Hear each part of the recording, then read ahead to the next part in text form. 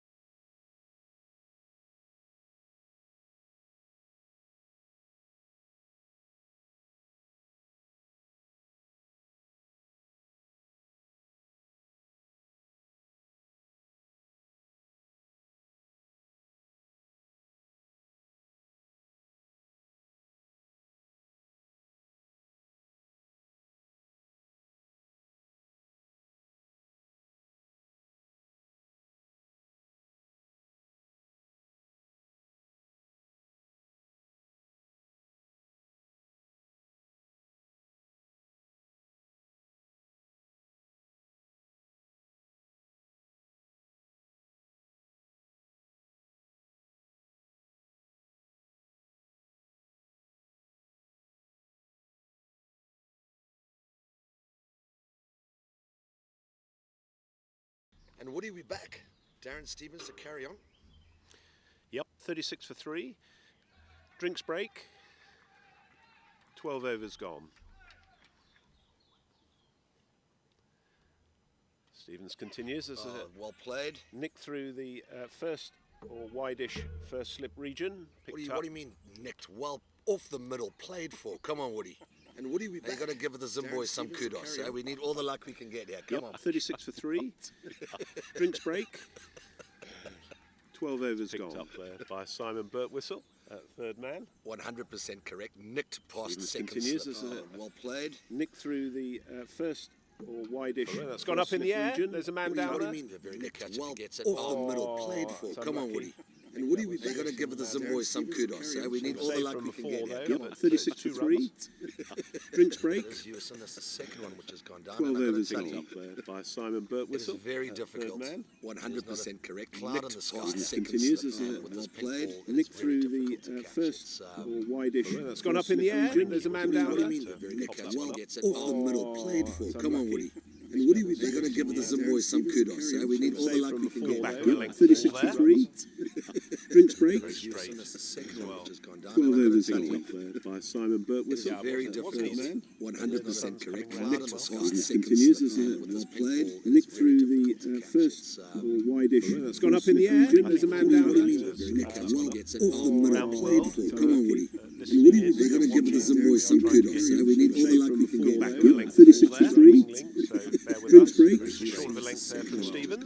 overs declared by Simon Birtwhistle. Very difficult man. 100% correct. Nick Continues as well played. Nick through the first wide-ish. It's gone up in the air. There's a man down there. Nick gets it off the middle played for. Come on, Woody. And Woody, they're going to give the Zimbabwe some kudos. We need all the luck we can get. Back 30-63. Drinks break. 12 overs declared by Simon Birtwhistle. Very difficult man. Those levers working, and that's what I was talking about there. Continues as He's got it to the Nick onside. through the first wide-ish. It's gone up in the air. There's a man down there. Gets it off the middle played for. Come on, Woody. A lovely leg spin. They're going to give the Zimbabwe some kudos. We need all the luck we can get. 30-63. Drinks break. 12 overs declared by Simon Birtwhistle. Very difficult man. Those levers working, and that's what I was asking about. Continues as He's got it to the onside. through the first Just played down to the it's gone up in the air. There's a man down there. Gets it off the middle played for. Throws in straight over the leg spin. They're going to give the Zimbabwe some kudos. Short half into the over. 12 overs declared by Simon Birtwhistle. Very difficult man. Those levers working, and that's what I was asking about. Continues as Nick through the first Just played down to the it's gone up in the air. There's a man down there. Gets it off the middle played for. Throws in straight over the leg spin. They're going to give the Zimbabwe some kudos. Short half into the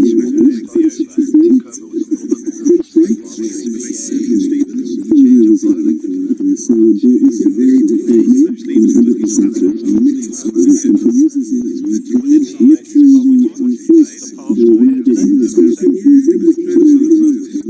Gets it off the middle played for. They're going to give the Zimbabwe some kudos.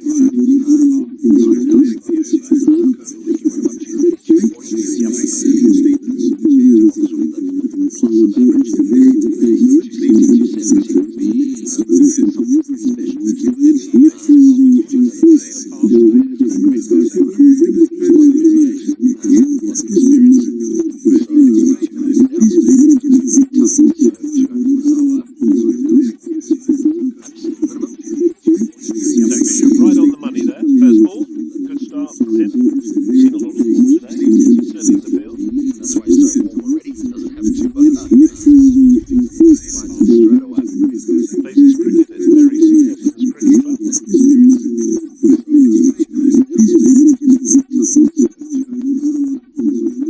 that's kicked up a little bit. No run there. Nice to pick up right on the path. So quick on the fielding there.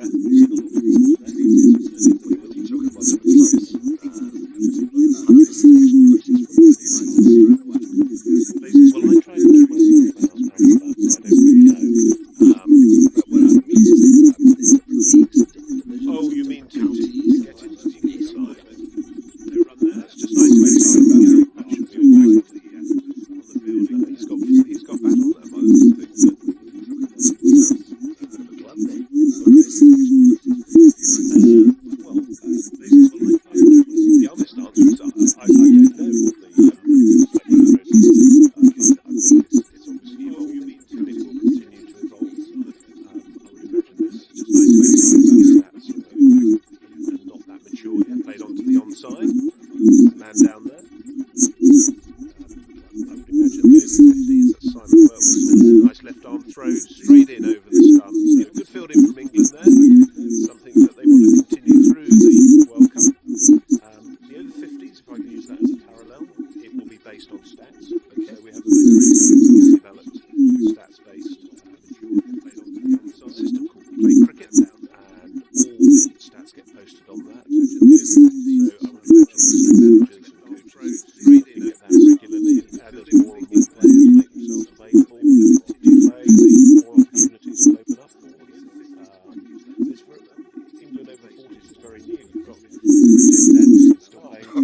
wicket, 41. Stuart Broad recently retired. Bishop coming in. Oh, it's gone up in the air over through the mid-wicket region. Compton's chasing. And it's not going to get there. That's 4 runs. So 4 runs. Cricket to away. Stuart Broad Bishop 42 for 3. So Gripper's taking a stronghold in this game. Very well played off the back foot. He's moved that nicely. Bishop coming in. Yeah, I think it will evolve. Mid-wicket region, and it's nice to see. You know, going to get getting what you promised. We're trying to get more and more 2 for 3s, and there's of course the IMC taking the strong cup going on in India at the moment as well. So it's been fabulous to see all those players that may have given up for a period of time when they've had children coming back into the game, and this is what it's all about. Being able to represent your country when you thought you never had an opportunity to do that. So, also building new friendships and memories again. This is a second chance for a lot of people. absolutely. Yeah, yeah. With me playing a lot of all my club cricket here in Cape Town. 5 years ago when the Over-40s first started, there were 18 teams in the Western Province. That was such a success that Compton and Joburg, they then got 6 teams. Durban got 4 teams, and Bloemfontein got 6 teams. The very next year. Just wait for Darren's starters. Oh, that's well bowled, well played. And in the last 3 years, it's now all the teams in South Africa combined has run about 60 over 40 sides. Wow. With 20 playing in the Cape Town League, with another 6 waiting to join. That just shows that the love of cricket is not going anywhere, and everyone still wants to be active. Great. And it's a good level of cricket. Here comes Stevens. Right on the money again, so he's finding a nice rhythm. And it's only going to raise the standard, isn't it? Yes. Throughout, for all countries, it's going to get stronger. Chatting to one of the Kiwi gents yesterday, he's actually the statistician for the Masters cricket, I think. And he said that they've also got the IMC over 70s now. Yeah. So, if you want another career for the next 3 decades, you can find it in the Masters cricket. Yeah. And that's a lovely shot. Great shot, that. It's gone all the way by the looks of it. So that's 6 to Gripper. He's just unleashed there. Nice 6 there over the sort of deep mid-wicket area. And being a global village, your left arm opener who just bowled, I was walking around the boundary and he goes, "Who's Austin?" And that's me. And he knows that I'm a left-hander through a mate of ours in the UK, and he says, "Oh, damn it, I was hoping you were one of the batsmen I got out." In comes Stevens. Kept a little lower there. Which just lends itself to the camaraderie that, you know, will go on following this tournament. Yes. Meeting people from all over the world, all like-minded people, and here for the love of the game. And there's also that competitive element, which we need, which we all need, don't On we? the field, Yeah. very competitive. There has to be a bit of needle. It brings out the best in all of us. So we all played a lot of competitive cricket and professional cricket as youngsters, which we need. Stevens coming in. That's nicely played as well by Gripper. Right in front of that. So nothing going past the bat there. Chris Swallow picking that up quickly on the offside. I did want to say something about Trevor's batting, but there's no commentator's curses here, so no. So I don't think Trevor's doing well at all. We'll continue as is.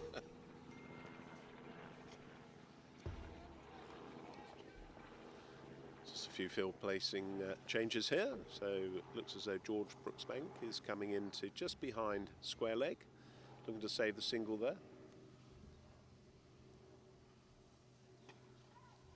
Just played into the mid-wicket region, no run there. That's Chris Hewison there, who picked that up straight into the keeper, Sean Park, and that's the end of the over. I think with that 6 may have brought the 50 up for Zimbabwe. Yep, 52 for 3 after 15. Run rate's increasing slightly. Scoreboard's ticking over. Which I think Zimbabwe's done well after that start, especially with the tight bowling. There hasn't been much looseness from any of the cricketers. Many of the English bowlers, should I say. Absolutely. So, yeah, good strike rate from Gripper there as well. After there was a little spell in the first few overs, wasn't there, where they needed to, you lost wickets, or Zimbabwe lost wickets and needed to bring it back, which they've done. So he's got 33 or 50, and Rinky is well supporting him there. So Bishop to continue with his left arm, medium pace.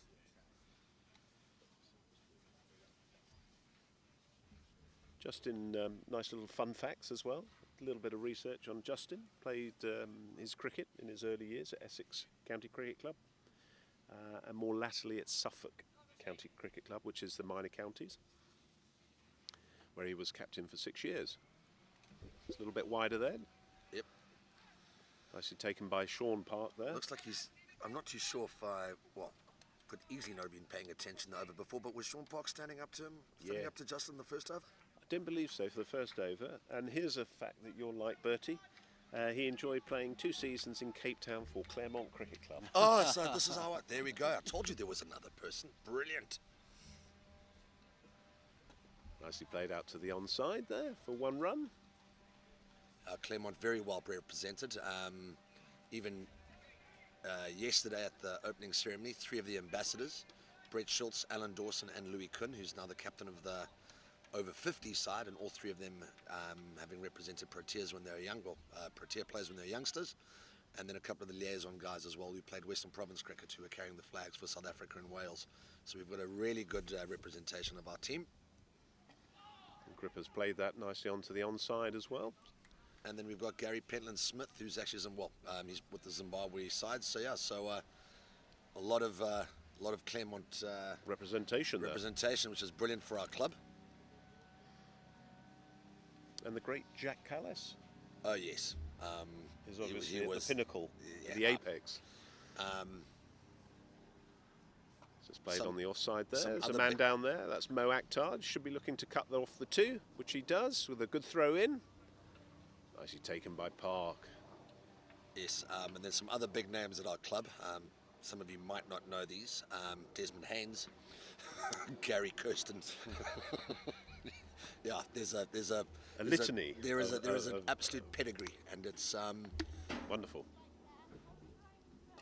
And the ball's gone up in the air. It looks as though it's going to fall in the gap, which it does. Chris Swallow's there, looking for 2. Could be a run-out chance here, and it's a big shout. Not out. Not out is the call. So Trevor Zimbabwe very lucky there. Not sure quite who stopped, but Gripper's the man back anyway, so he's in. You can definitely tell Trevor's towards the end of his 40s career. Not able to get back as quick as he would have in the past. These boys all wearing spikes out there? Trevor not, but everyone else should be. He's always just played with no spikes. It'll be Trevor no gripper. Played on the onside there we go. It starts. Setting the tone early. It's very interesting. It's where the throwing and the fielding has been nearly pinpoint by the England side the entire time, and in that situation just a little bit off. So it's again a little bit of luck there for us, I think. Oh, there's a little bit of lift there from the surface. Very well played. Well bowled, well played. Yes. A little bit of lift there. So that's looks as though it's brought the end of the over. Just waiting for the scores to come up. 58 for 3 off the 16th over.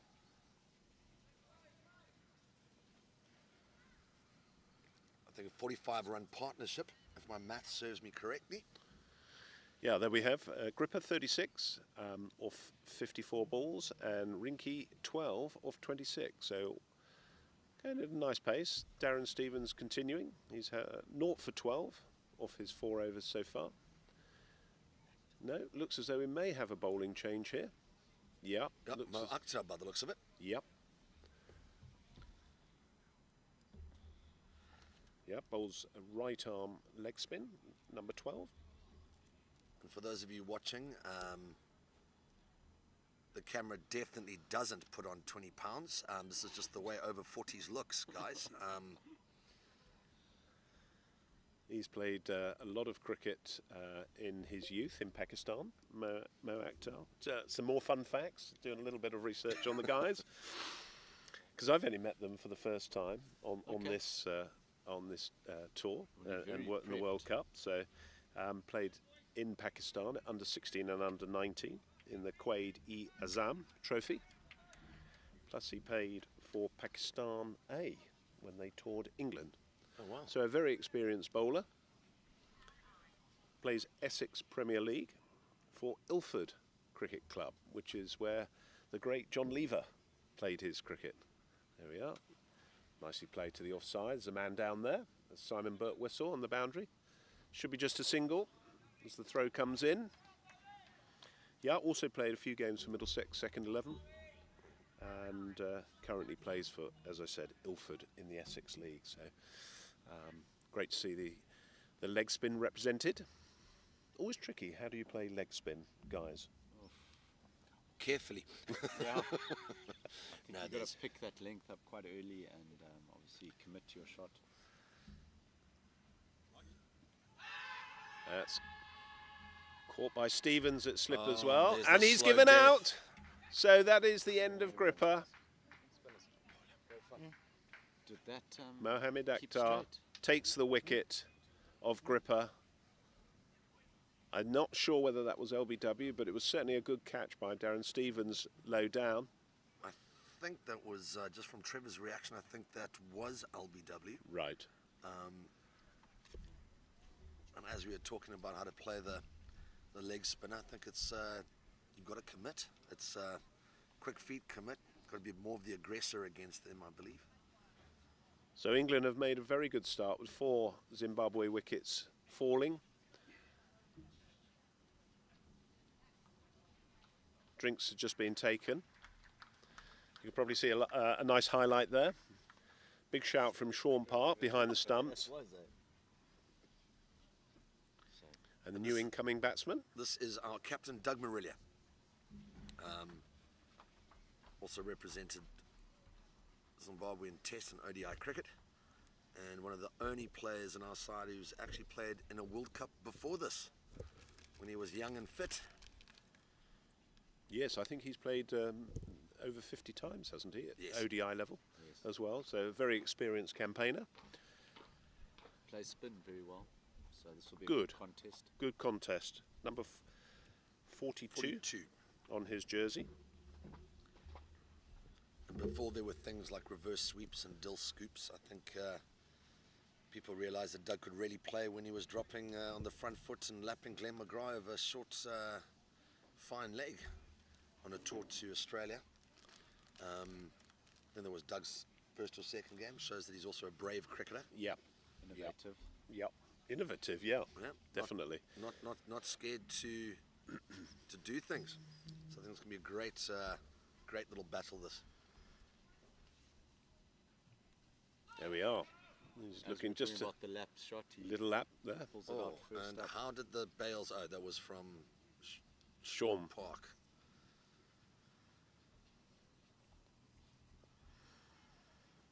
So not afraid to pull out the shots there early. Nope.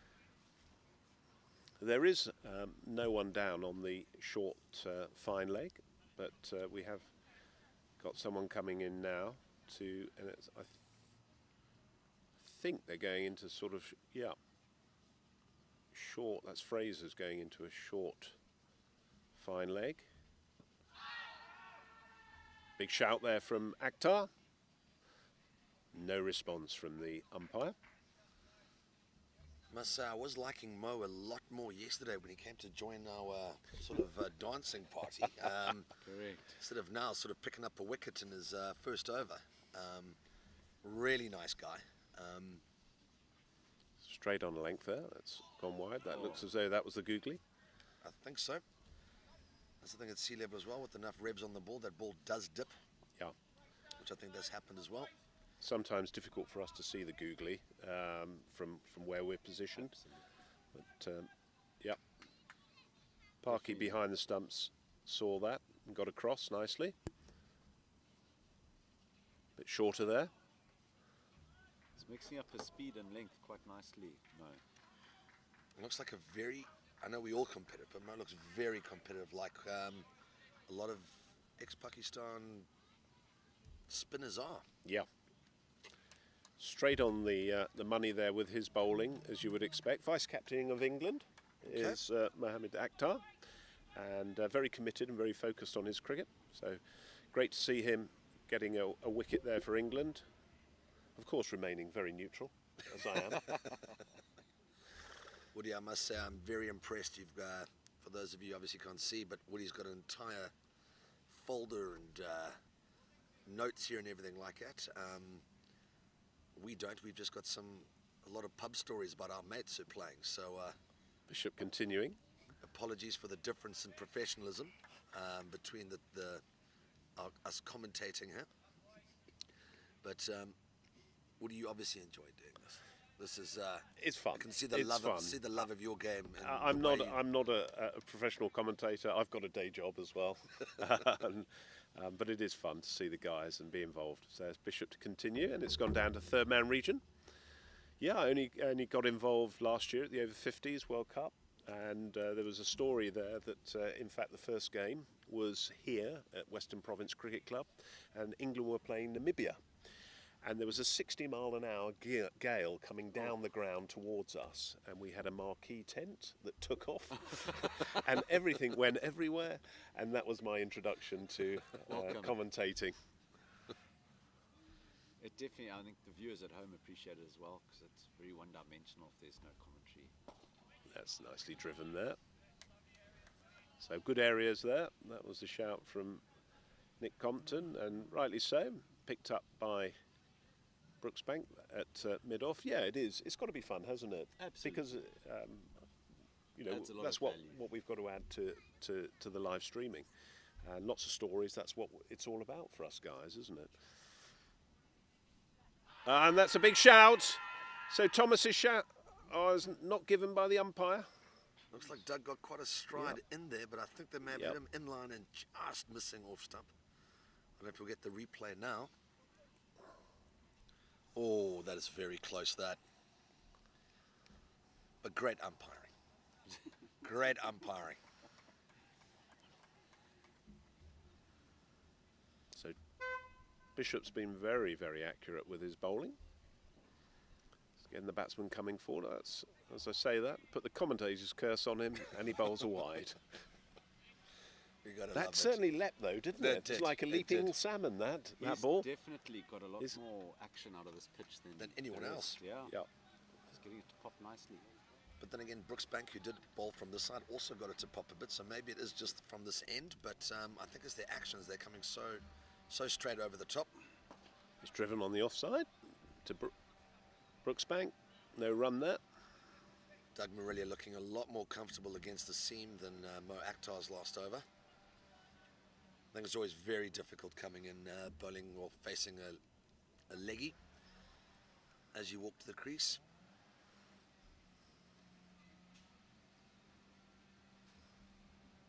A little bit shorter, nicely picked up by Gary Park there in the mid-wicket region. That went pretty hard to him. Again, that was well milled. Very solid fielding there by Park. The Park brothers definitely very athletic. Both from South Africa, or born in South Africa. Yeah, but they didn't play for Claremont, you know. Right.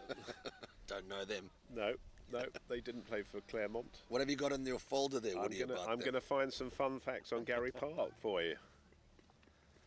I'm very aware that the mic is very sensitive to noise as well, so apologies for the pages going across. But yeah, played for Durham, County Cricket Club, Derbyshire, Cambridgeshire and Buckinghamshire. Oh wow.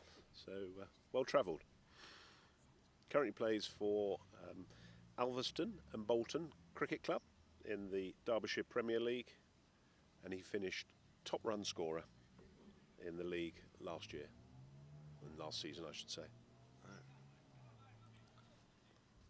Okay, I think it's going to be a very interesting over this. So Mo's definitely got his back up. It's a bit of flight, just to the mid-off region, no run. Yes, he does flight it. He gives lots of variation. I think he changed his pace 6 balls out of 6 balls that last over. I wonder if he's going to do the same this over. That's gone over the slip cordon. Being chased by Gary Park. Just a single. And a great throw over the stumps to his brother Sean Park. And the outfield here is looking really nice. I know Cape Town's hasn't had, well, it's our dry season at the moment, but nice lush outfield. No one minds diving and sliding on this. Yes, and wonderful. Beautiful ground. Yeah. That's well played by Doug Marilia out to extra cover. On the point side. Simon Birtwhistle's the man down there. He's thrown in. Yeah, and didn't Western Province play at Claremont this weekend? Was it? I think they did. I'm not too sure. Actually, Okay. we were busy Prepping. For prepping and.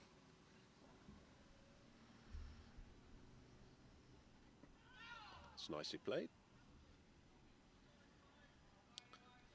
Nicely covered there by Rinky.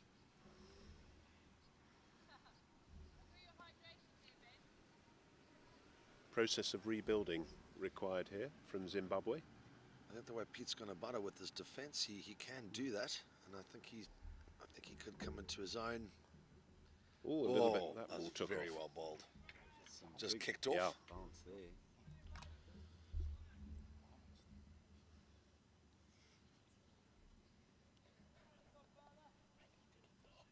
.63 for 4 off 18.5, so the last ball of the over.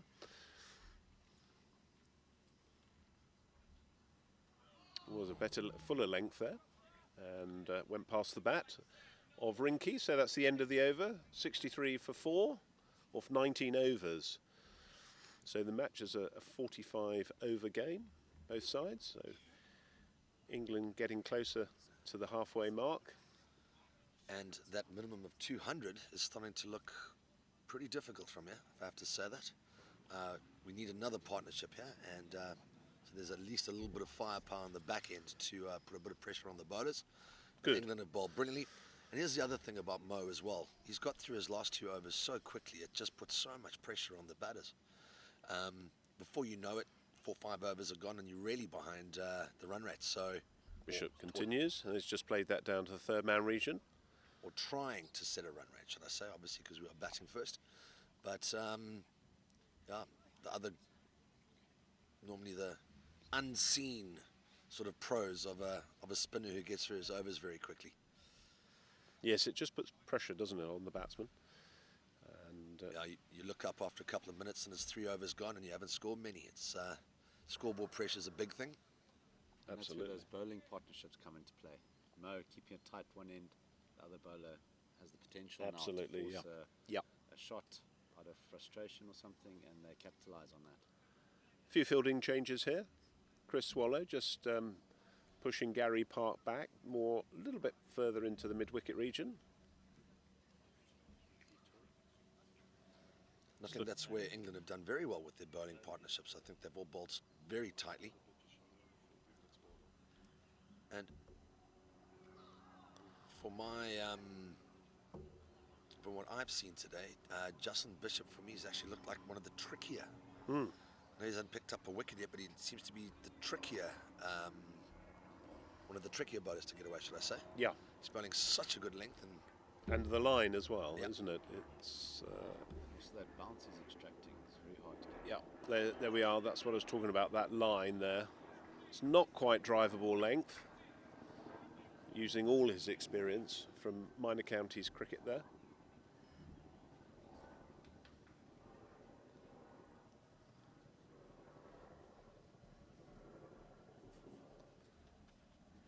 A little bit wider there. there we go.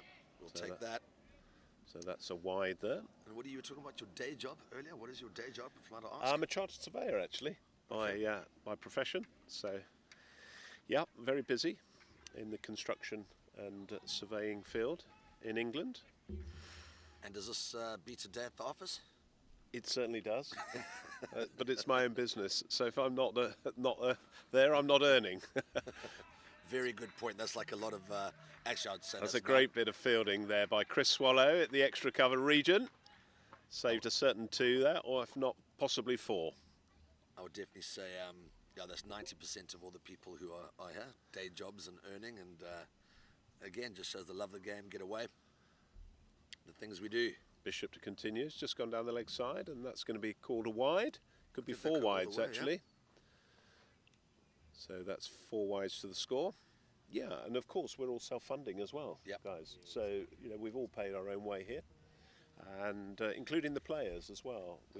England have got some sponsorship, which I think on Pitch Vision I'm not allowed to mention, but it's something that the guys do because of the love of the game. Yep. You know, and just keep promoting it and to be part of this, you know, fantastic community of cricket, really, which has been started through, you know, Sterling, Haman, Bishop continue. That's gone down the leg side again. And So that could be, just straying a little bit down the leg side there, Bishop.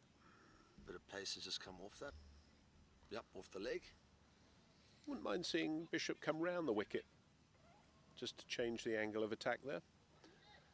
I think Rink would like that as well, knowing how He plays to the leg side. he likes the leg side, so I think he would like that. But then Yep. again, Pitt hasn't been absolutely free-flowing as he normally is, so his eyes might light up a bit. But then Might again, offer a chance, mightn't it? Yep. That's nicely played on the onside. Good drive, and Parky's there quickly. But then again, England definitely on top here. A lot of tight overs, so they don't really have to change anything. No. If you're going round, I think it's just keep doing what you're doing. If it's not fixed, it's not broken, don't fix it. So that's the end of the over. And look, we'll just give you a quick update on the scores there. 71 for 4 of 20. Rinky's on 15 of 38 balls, and Marilia is on 2 off 11. So steady progress. Mo Akhtar's looks as though he's going to continue. He's bowled very tight. 2 overs so far, 1 for 3. Yeah, great figures there. Great start to his World Cup campaign as well.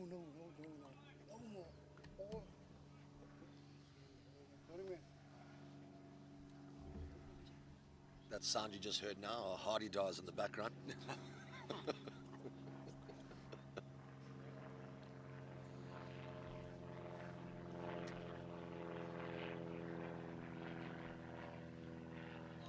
That is very well flighted, that. Yeah, lovely bowling there from Mo Akhtar. I think the word is guile, which... F&G, flight and guile. Yep, there we go. Where we come from, FNG means something else, Woody, which I'm not going to tell you. But for all our dozens of viewers and listeners, this is a family-friendly show.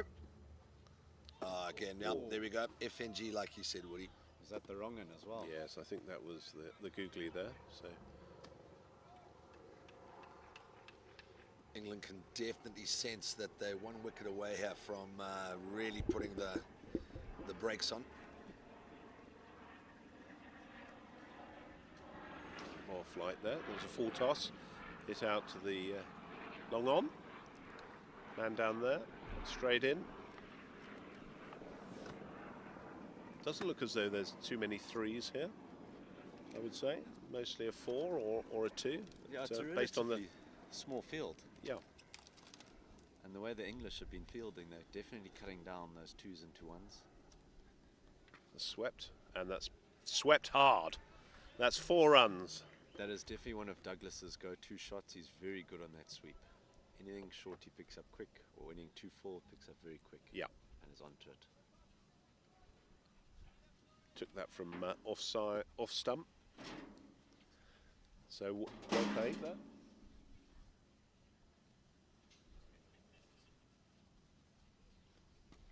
Driven on the offside there, no runs. Chris Swallow the man there at short extra. Yeah, Douglas got very strong wrists, so that's what lends himself to playing the spin so well. And let's see how he goes against Mo here. Nice contest this as Akhtar comes in. It's gone down the leg side.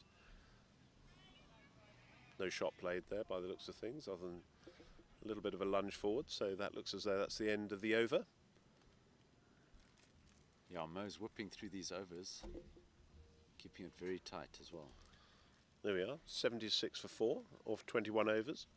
Rinky 16 off 41 balls, and Marilia 6 off 14 balls. Change of bowler, it appears, as well.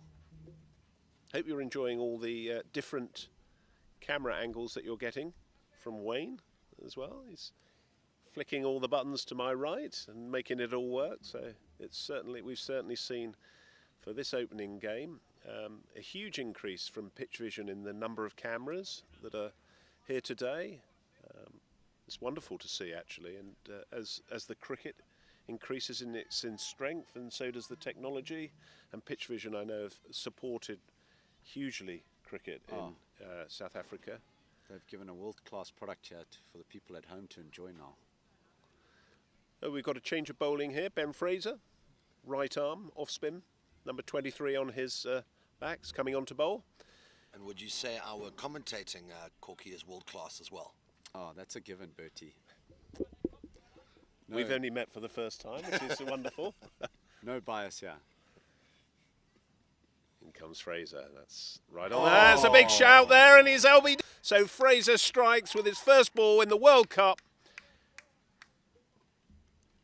That is a wonderful start for Fraser. Unfortunately for the Rinky, who played beautifully there, stuck at it. He has to go, sadly. So drinks coming on.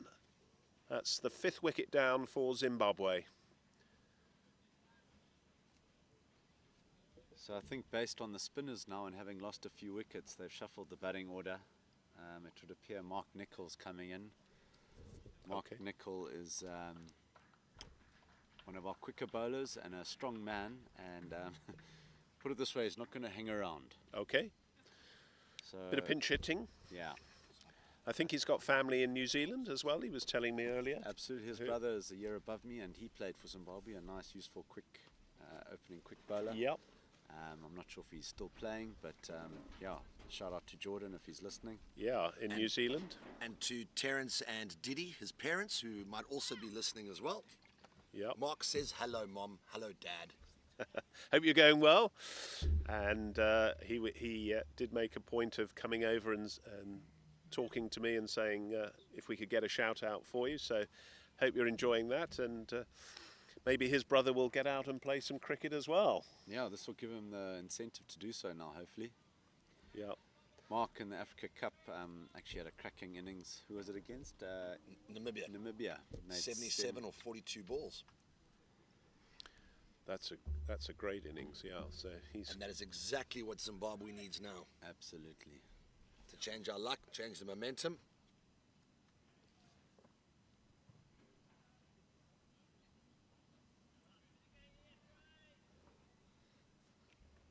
Well, it's just pulled away that.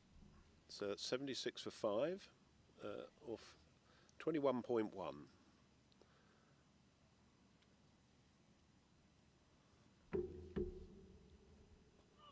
Just played onto the onside there.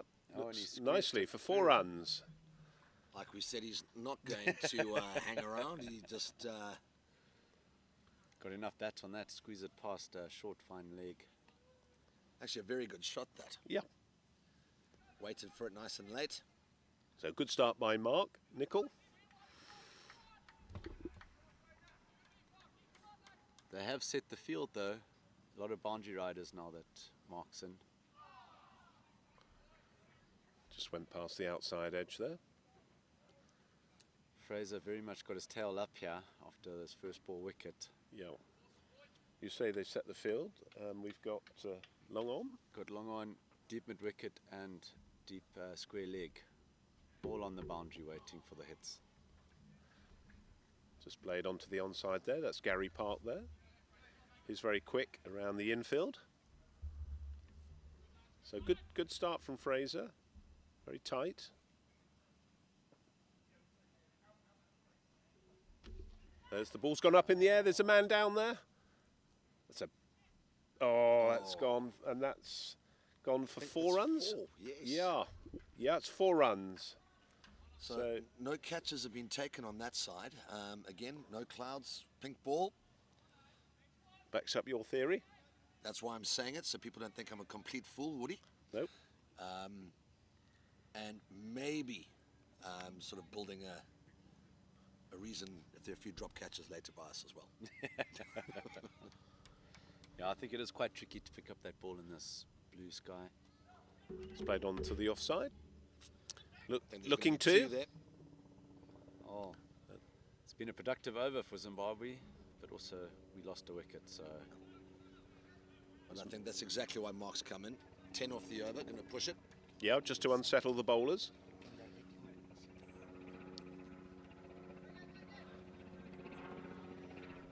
Should be the end of the 22nd over.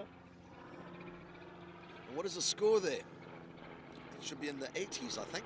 86 for 5. 22. So that run rate is definitely creeping up. Unfortunately, the wicket column as well. So we need a good solid 10 overs here from the boys. And if Mark can keep going at the same time that, well, the same rate he's been going, it's going to be a lovely little innings. Mohamed Akhtar to continue his 4th over. 1 for 8 so far.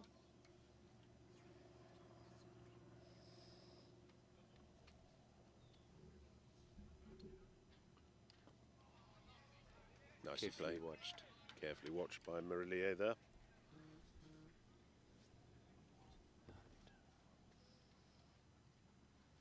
So you can hear all the messages coming in from our dozens of fans.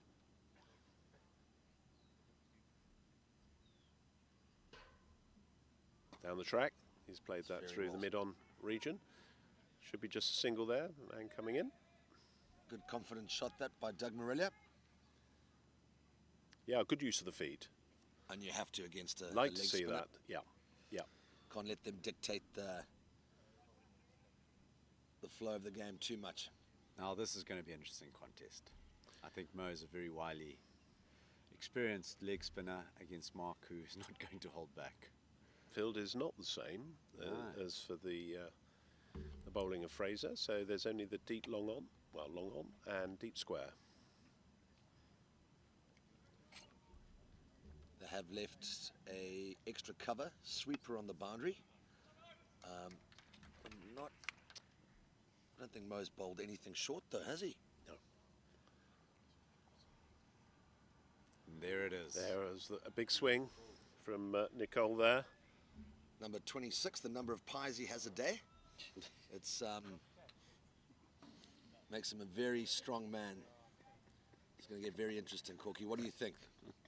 This next ball, what do you think, my friend? I think nothing's going to change. I can't comment on that. There That's it it. is. Driven on the onside, What a so great 4 shot. runs It was a great shot, and like we said, from Mark Nicole. not going to change. Mark plays very simple cricket, see ball, hit ball. It's because he's a simple man, Corky.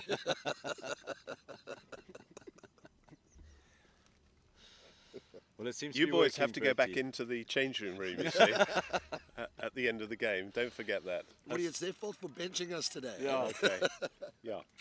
Hopefully in the coming days we don't get the same treatment for whoever sitting here when we're on the field.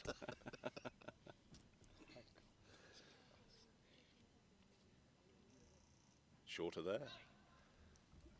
Bit quicker through the air that, both the bat and the ball. I was going to say, I think it's going to force him to bowl it a bit quicker now. Take him off his natural line and length.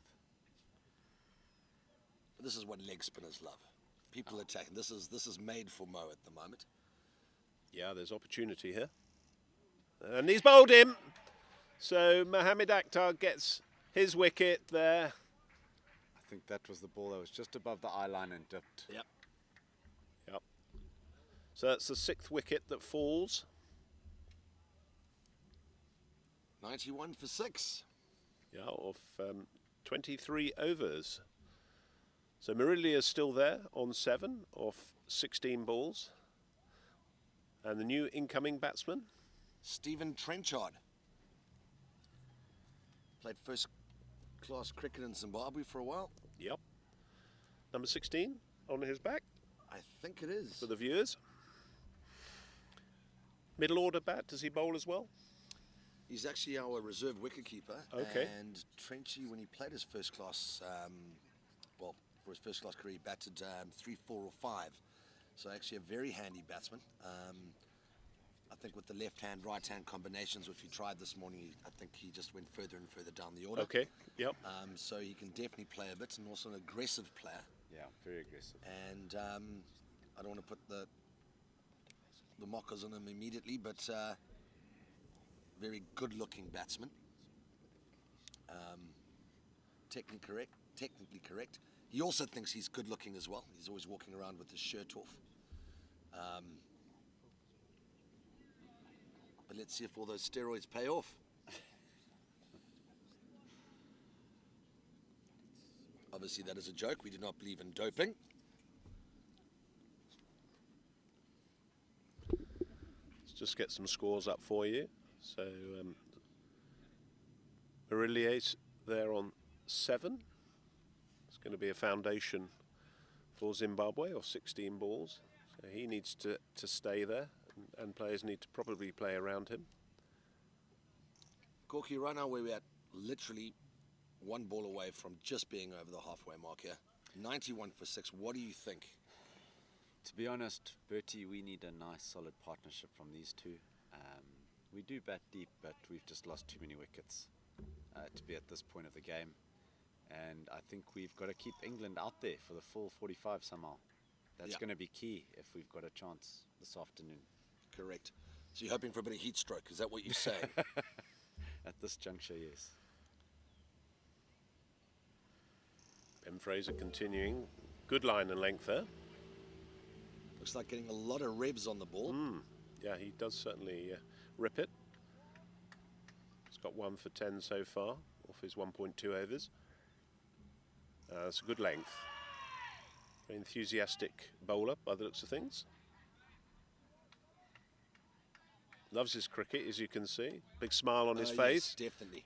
Big-hearted character.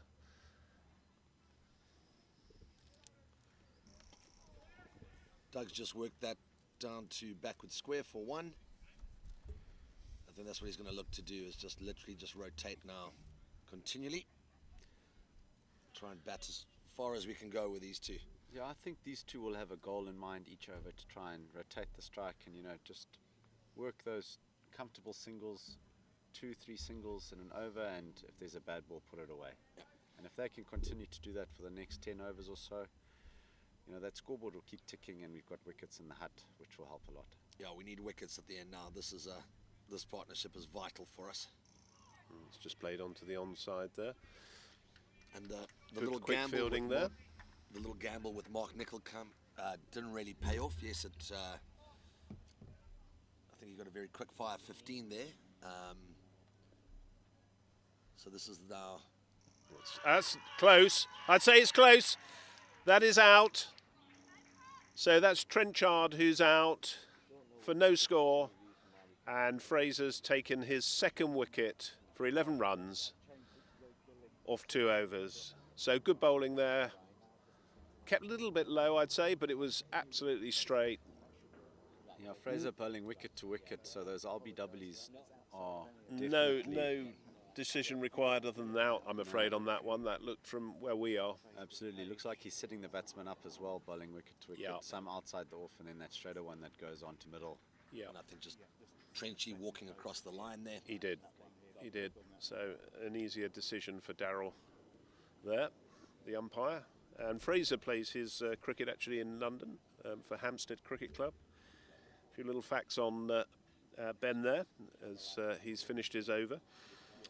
Played for Hertfordshire County, well, it's the County Cricket Club, which is minor counties, for 23 years. Cheapest. That is a long career. That's a veteran of the game yeah. already. And has represented the MCC as well on numerous tours and secretarial 11 matches.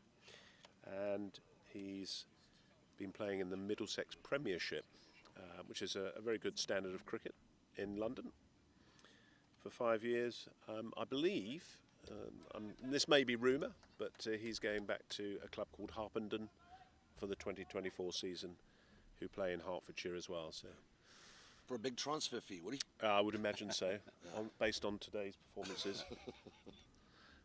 Look at that view. That's absolutely breathtaking there, and he's swept nicely there, Marilia, down to the deep square. George Brooksbanks is the player there, number 17. We missed the field change there. I thought as Dougie swept it, that was 4, because there was not anyone out there last over, actually. So they've actually read the game, and Doug's sweeping abilities very well, protecting that boundary. And in comes Robbo to take his guard now against Mo. Robbo actually plays National Premier League in Zimbabwe still, so he's very active in the cricketing structures there. So it'll be interesting to see how he goes here against Mo. He had an unbelievable Africa Cup, batting at 6, average 55. A little bit late on that one. Definitely in 2 minds there. I think that's what England's done superbly well today. They just haven't let Zim settle at all. No. The length has always been good. The ball's popping has just been a... Fielding's been tight. Yep. Very professional. Saving the singles. Yep. It's just lunged a little forward there. Gary Parks, the player out there at point. And this is Robert Chinyingeteri? Yes. Robbo. No, Much easier off the tongue. Woody, that is exceptionally that you got it spot on. Actually, that's Chinyingeteri. Oh, that's well left and well bowled. I did have 5 practice attempts though at the start of the game with Robbo. A lot more lovely man. Lovely he's man. An unbelievable guy. And he's a lot more poetic surname than Smith. There's nothing wrong with Smith, of course. Big lunge forward there, covers that nicely. No run. England still adopting a very close offside field. So they've got 3 there. They've got just behind point, Nick Compton, short extra, mid-off, and Chris Swallow, the skipper, at mid-wicket. They're just in there, but there's no man there, so no one on the 45 saving the single. Just a single there for Robbo. Yet another tight over from Mo there. Seems to be rattling through them. It's putting us under pressure on the scoreboard now when we're losing all these overs for minimal runs. And the Zimbabwe strategy going forward in terms of games, rotation of players, is that based on opposition or yes, just and giving no. everyone a game? I think what we learned from the Africa Cup is player rotation is key. Yeah. We unfortunately only went there with 12 players to play a week full of cricket, and we felt it. And come the last game, we literally had fallen to pieces. Yeah. We probably had 3 able-bodied people on the field. Yeah. That's no joke. No, and, I can imagine. So stemming from that, we definitely continue. going to have a big... That's straight, pushed onto the onside. Gary Park's the man there, very quick. Just a single? Yeah. A big rotation policy. Obviously today we try to put the best side on the park to try and get one over England and start off the right foot. But yeah, throughout the week we're definitely going to have to rotate players. Because there's a lot of cricket, isn't there, in a There's a short lot. space of time, and there's no amount of preparation that can, at our age, and that can get you ready for this. Fraser to continue there, bowling straight. There's a reverse sweep there, nicely played by Marilia. So just a single. Yeah, just to fill you in on some of the other fixtures. So in Division A, or Group A, we've got the USA playing Australia at Claremont Cricket Club, actually, on the Burt Oval. Yeah, that's named after me, Bertie Erasmus. That's it. I'm gonna get in trouble now. Definitely not named after me. I just like saying that, obviously. Claremont Cricket Club got 2 beautiful grounds. Yes, next to they each have. other, 2 big grounds. There's always a argument about which field has got the better batting surface. They're both that was phenomenal. close. Yeah. So any teams which are playing there, the atmosphere of having two games on at the same time, a lot of supporters. It's going to be, they're going to have a good day there today for the opening game. Good. Fraser bowling very tight here. And the other game is Canada versus Namibia. That's being played at Cape Town Cricket Club. So good bowling from Fraser there. Good line and length. Not a lot in it for the batsman there, Robbo. Yeah, you get a lot of actual counties coming to your club, don't you? We normally have about 6 or 7 touring sides a year, actually. And Played all looking levels. for the single. No single there. Yeah. At all levels as well, which is lovely, from village cricket teams, as you guys would call them, to the social, to county sides, to young academy sides. Yes. It's it's the love of the game there. Absolutely. But then again, It's it's great that you host it but as well. yeah. That variety, that spread of cricket. What a luxury to have that, to be honest. No, it's we're very lucky. We've got 9 teams who play out of the club. Yep. From 9 teams. 9 teams. Yeah. Wow. So we've got our premier side or our first team side, all the young boys who are playing exceptionally good cricket. They won the double last year. First time. Tart continues Oh, and it's a swept really by good shot. Marilia. There's a man down there. That's George Brooksbank. And then we've got 4 other junior. Well, when I say junior teams, everyone's junior for us, compared to us over 40s. But we've got 5 teams in sort of the first to the 5th league. Then we've got a social league which runs. We play about 16 games on that on a Sunday. And then we've got a T20 side, which was. Oh, That's a great beautiful ball. bowling there from Akhtar. And a nice take from Sean Park as well. And the T20 side was born out of the start of the Over-40s cricket 5 years ago. And then we've got a veteran side and then another team called the Golden Bulls, which is probably what everyone's playing for. That if you've played for many years and you're a good ambassador for the club and you enjoy everything about cricket. Nicely flighted there by Mo Akhtar. On and off the field, you get invited to play for the Golden Bulls. Wow. It is for gents who are 50 plus, and they tour great cricket-loving countries and places like Miami Oh, wow. and Florida. Oh, wow. Those are staunch cricketing places. Yes, and Brazil. So basically, they are spreading the love of the game to Really? wonderful corners. To pioneering countries of sorts. However, what they do, though, I am joking, I was saying a lot of things in tongue-in-cheek, a lot of the expats in those communities absolutely love it. Sure. Because a lot of those areas, obviously, there's not big cricketing networks and sort of structures. So having a side come out there and doing the same thing, touring, making friends, playing some good fun cricket, it's the expats love it. Great. In those areas. So it's just a single taken down there to the leg side. So just tickling the score along here, Zimbabwe. Marilia facing here. And he swept him again, as you were That's saying. exceptionally That well looks played. as though it's going to go for 4. That has been middled. That is a great shot, Douglas. Wonderful shot from Marilia there to bring and the that brings score up up. the 100 for Zimbabwe. Oh, it was. Yeah, 102. There is a little bit of a lag on the link there. So 102 for 7 off 27. Corky, premature as always, eh? No, I was bang on the money.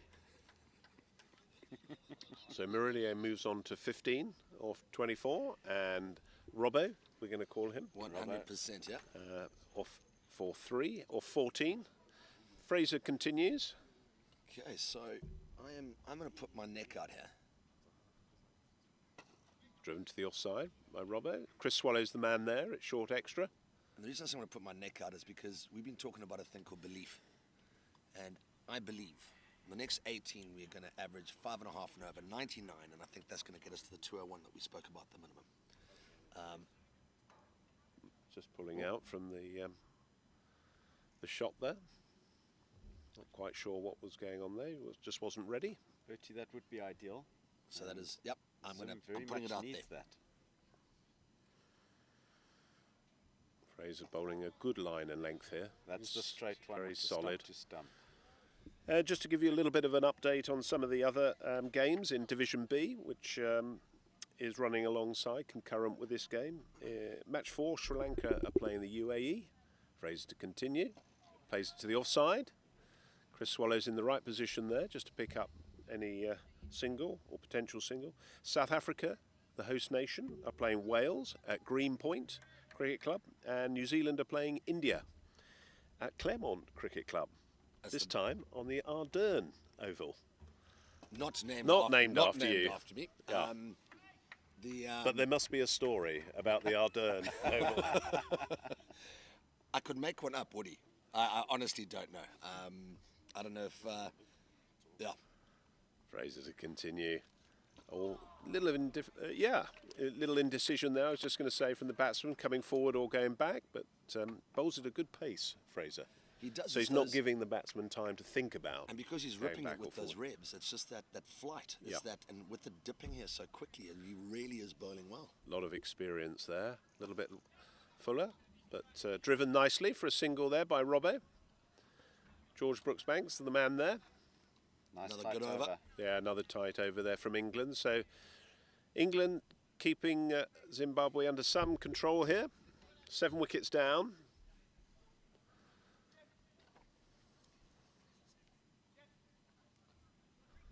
Still keeping the same bowlers going. I'm interested to see if Mo Akhtar will continue. Zim currently 103 for 7. And Doug and Robbo hopefully going to build a partnership from here. Have we got a bowling change? Well, Mo's got his hat on. Or is it just the umpires referring for maybe the next tea or drinks interval? Looks like that. Well, the Mo's hat's come off. definitely grabbed the ball. Yes, he's on a roll there. You can just feel a breeze starting to pick up here every now and again. Like we said, the wind should pick up later this afternoon. And I think it's a little bit of respite for the players out there because it's very warm at the moment. Little change in the field placing here. So Nick Compton's the man coming in on the leg side, and George Brooksbank has moved to, no, he's come into second slip actually, and George has come across to extra cover. So a little bit more coverage in the slip region.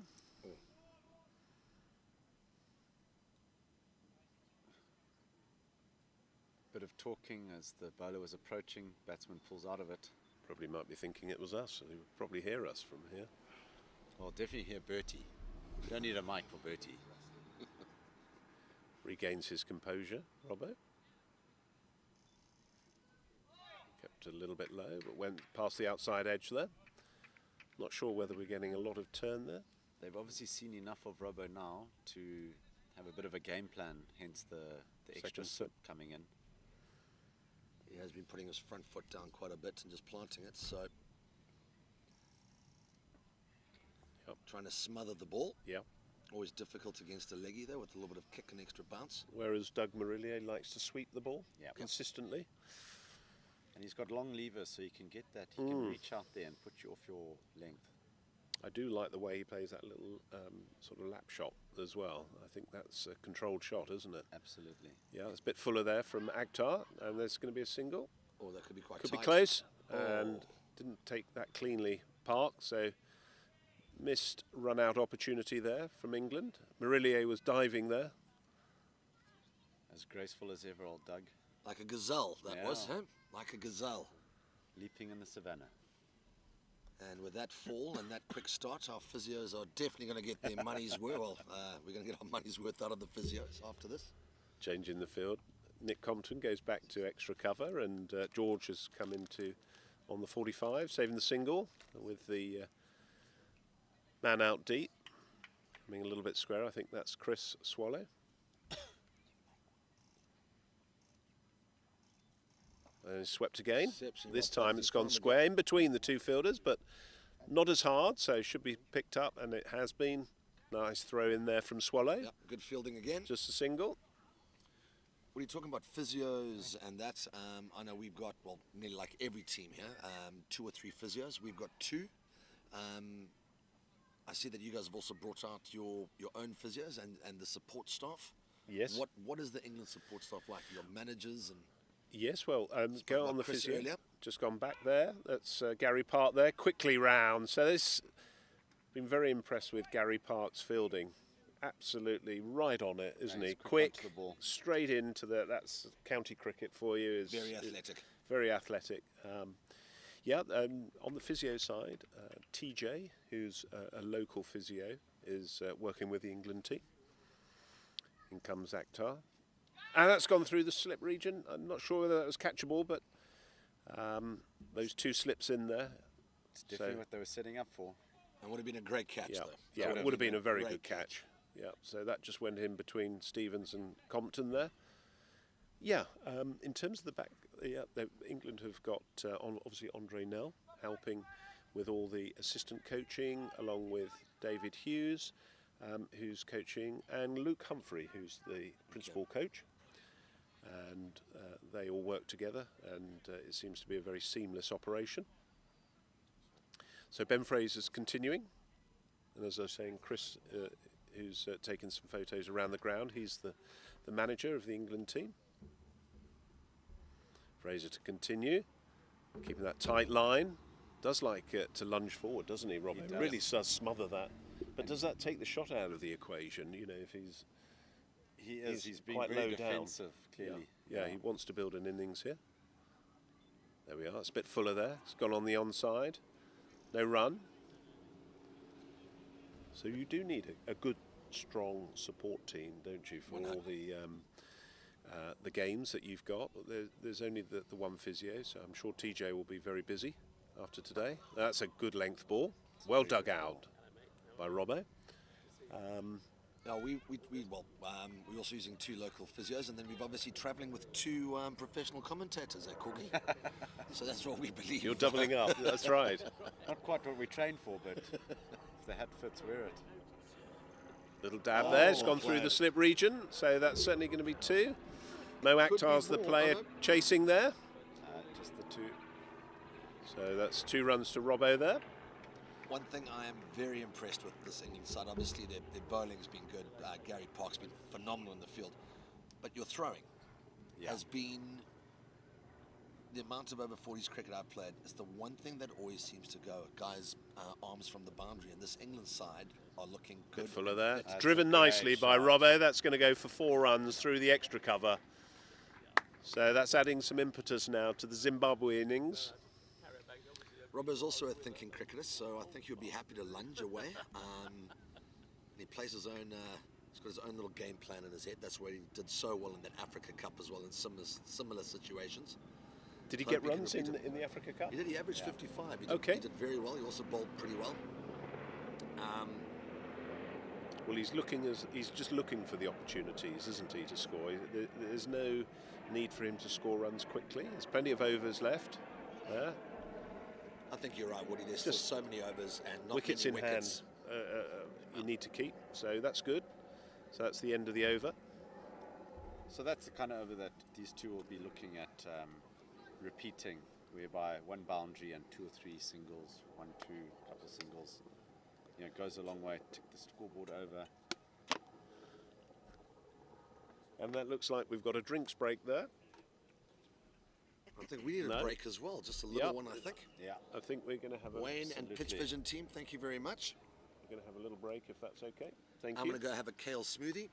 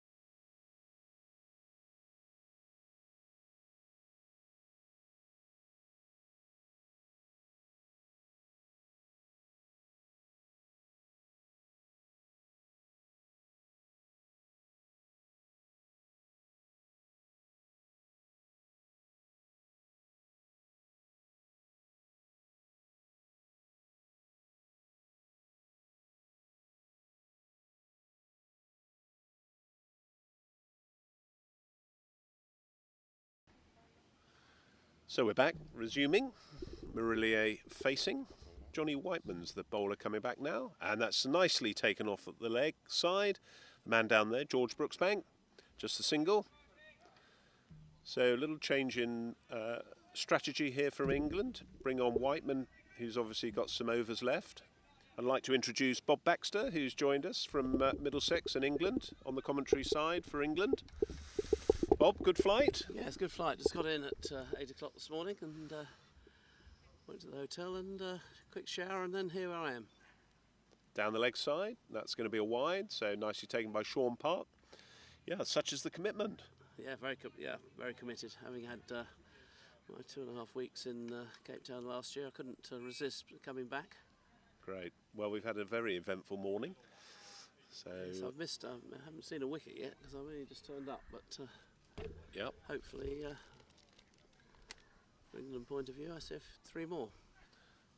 It's just gone down the leg side again from Whiteman. So another wide to the scoreboard, which Zimbabwe won't mind at all. So we've got Doug Marilia, who's at the non-striking end, and Robbo, or Robertson Chinyangateri, who is facing. Whiteman coming in. It's very nicely played on the leg side there. It's going to be a dip round there, and a good throw in from George Brooksbank over the stumps. So good fielding from England. That's been one of the features, like with the England over-50s in the World Cup. The fielding's so important, isn't it, to keep runs down? Absolutely. It's good running though. They took 2, so. Zimbabwe is certainly picking up the pace now. I think with the ball coming onto the bat, we might see a flurry of runs here as well. A little bit wider there, and that's nicely played by Robbo on the offside. There is a man down there, it's Justin Bishop. Great throw, great piece of key fielding there on the boundary by Justin. So adds another run to the score.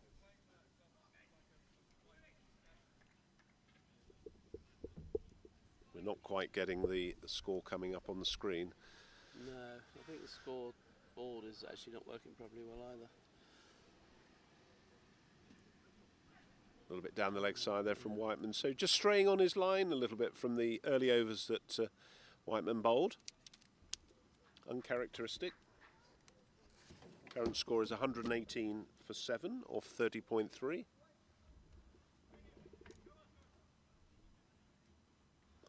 Few technical adaptations being made by Wayne. It's on the offside. That's nicely driven on the onside by Marilia. That's going to be 4 runs. So Marilia starting to open up a little bit here. Just the perfect length there for Marilia to launch into that one.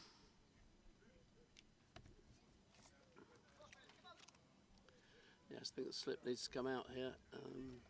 Obviously they want to take some wickets, but by putting a slip in. But so Chris Hewson's the man who's come out. He's come into mid-wicket region, as you were saying, Bob. Fairly orthodox field there. It's another wide, unfortunately. Yep, shorter ball from Whiteman. Going down the leg side as well. Good pace there from Whiteman. It's hot out there today for the England fielders. Yes, it's certainly a bit of a change from coming over from England yesterday. Of course, in this format, England and both teams actually play 12 players. There's another shorter ball, puts him on his back. So good pace from Whiteman there.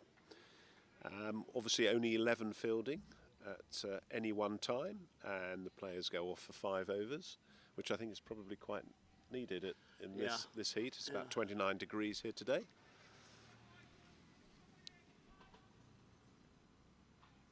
Beautiful setup here at Western Province Cricket Club. It's 34 degrees at the moment. My phone It's gone says. up a little bit. Yeah, 34. So that's hot out there. Very hot. Nicely behind by Marilia. No run there. Robbo was backing up, looking for it, but well fielded from the England team. That's the end of the over. Did you have quite a bit of turbulence in your flight? No. Or was it quite a smooth flight? Very smooth flight. Thank goodness. Scores 124 for 7 of 31 overs. So 14 overs to go for Zimbabwe. And the two Zimbabwe lads who were helping us with the commentating and providing commentary for Zimbabwe, they've just left us.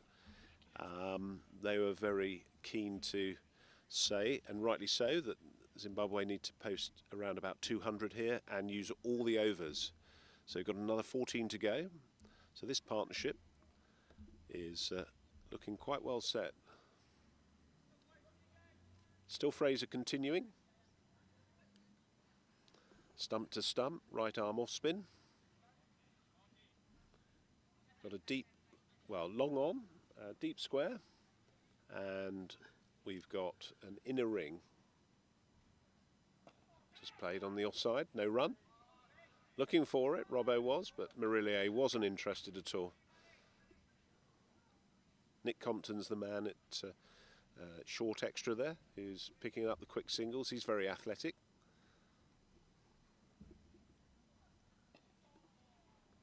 It's good bowling from Fraser at the moment. Very tidy. Very tidy. Plays his cricket at Hampstead Cricket Club. Yeah, he's been at Hampstead for a few years. I think he's going back to, well, kind of his roots. He had 10 years at Harpenden, and he's going back there, I gather, next year. Just down on the leg side. Yeah, that's correct. Yep. So that looks as though that's come off the bat. So that's one more to Robbo. Yes, I believe that was. I wasn't sure whether I was letting secrets out. No. Bob there, but I believe he's going back to Harpenden. Well, he told me so. at a game at Hampstead last year that he was. So having spoken to his wife this afternoon, I confirmed that.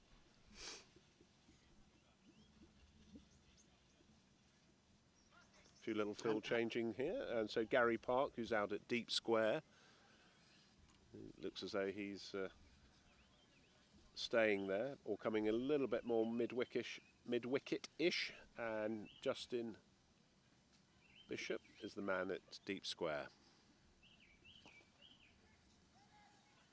Nicely played, just a single.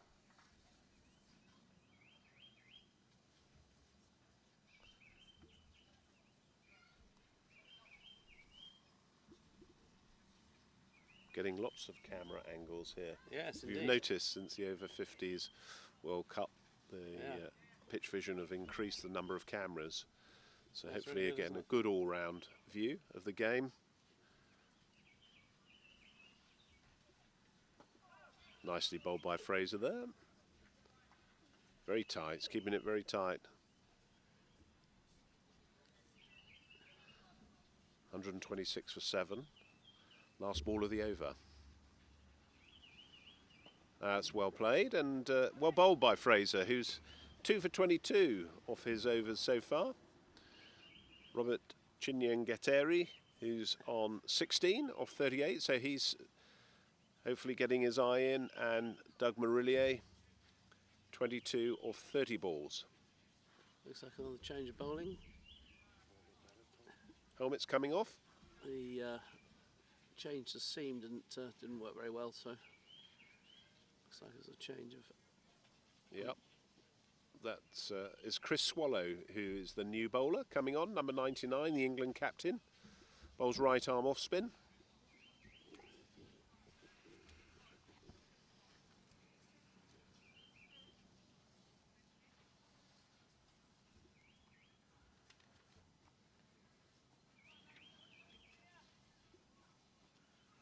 You guess that spin is going to be the vital part of most of the games here, I think. Yep.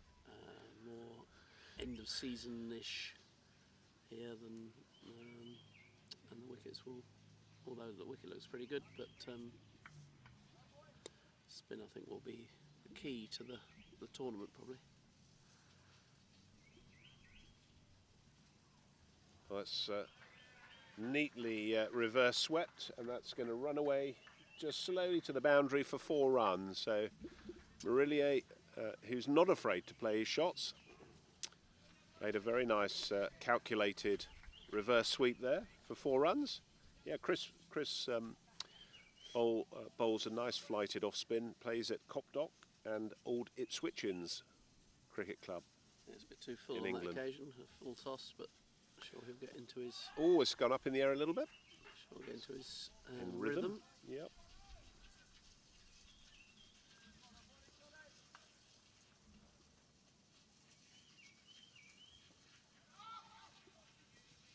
Good quick fielding there from Gary Park to come round. No single there. He's going to have to use all his experience of those 15 years playing for Suffolk in the minor counties competition.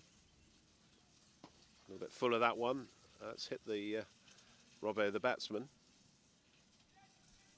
Flush on his right knee, or right leg I should say. Just the single. Brings him onto strike. A little bit fuller there. That's missed completely by the looks of things. So Fraser's the player. Pick up there. No signal given, so must have come off the bat. It's got a little edge on it.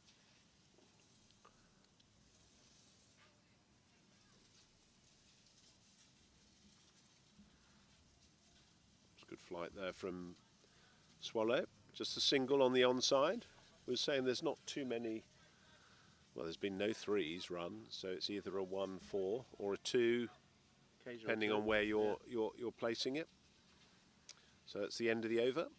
So good thing for England, I guess, is that they are turning around the rotation of the bowlers quickly with the spinners being on, trying to get through these overs. That's 33 gone, 133 for 7.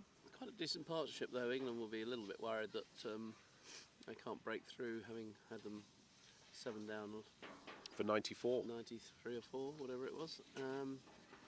Yeah, a decent partnership here, which has put Zimbabwe back in the game.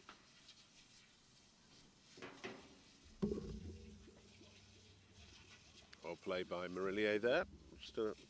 Fraser's found a good length.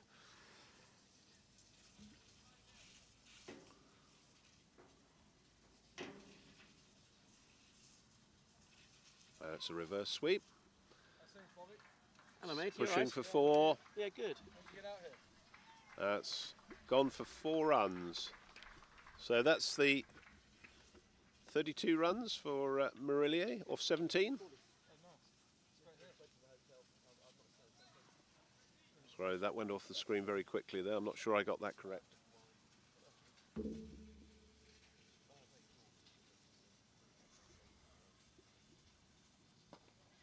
Nicely played on the onside there by Marilia, showing all his class and experience there.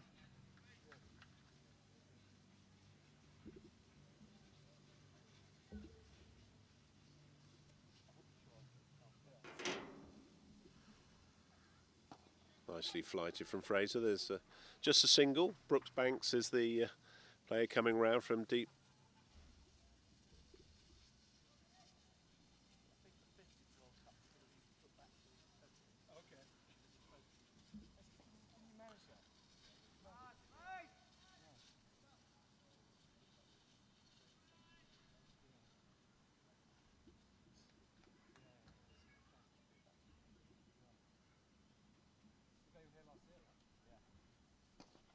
That's a single taken to the mid-on region.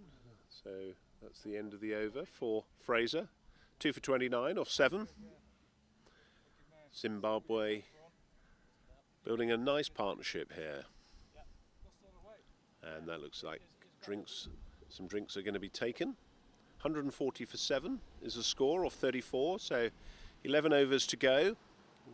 Looking to get to that magical 200 figure, which certainly looks very possible if these two can stay here. Marilia 34 of 40 and Chinyangeteri 18 of 40 balls. So very watchful. Let's keep the scoring going. So England had a very good start with some early wickets taken. Yes, I obviously wasn't here for that. I was flying in, but as far as England were concerned, when I got here at 93 for 7, it looked a bit better than it does now. But I think England will still be reasonably happy with the situation.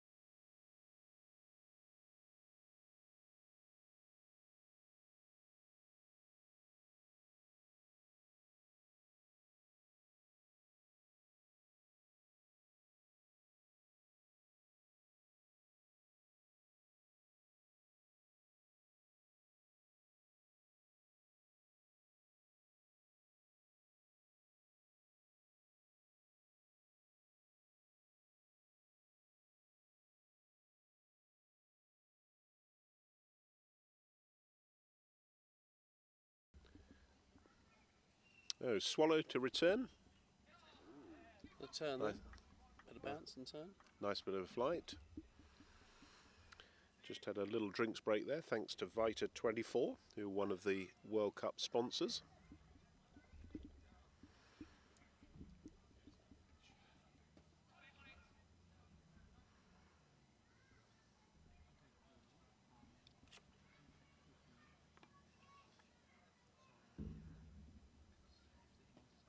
That's good bowling. Good running as well from Zimbabwe. Quick single there.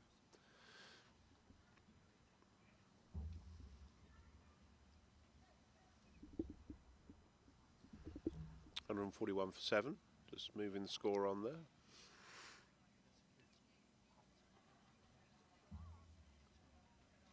Just a little bit on the leg side there. That's been pulled. Good footwork. Mo Akhtar's the player there. Yep. Good throw in as well. So Chris Swallow keeping this tight.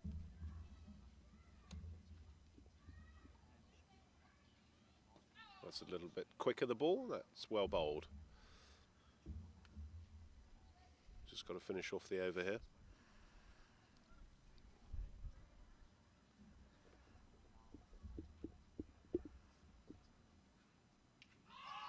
Oh, that was very close.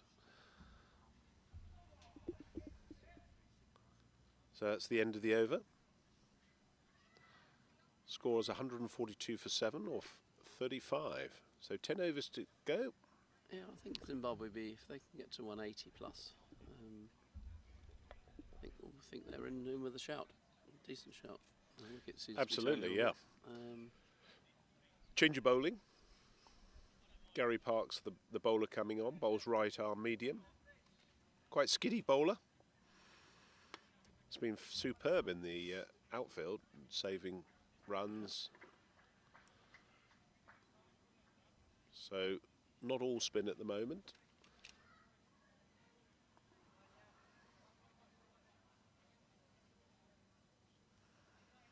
All change in the field now for Gary. Nick Compton's the man who's gone out to deep or extra cover, and they got a third man. I think that's Chris Hewison, who's gone down to third. Simon Birtwistle, sit long off, and Darren Stevens is long on. Deep square is Justin Bishop. He had a lot of sight of the ball early in the game. So you can get 5 players outside the ring for the last power play.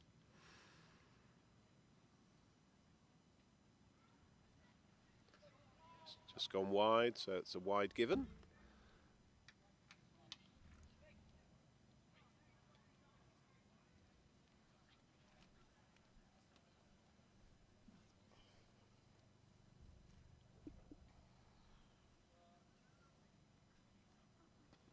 Just played onto the onside. Single there to Robbo.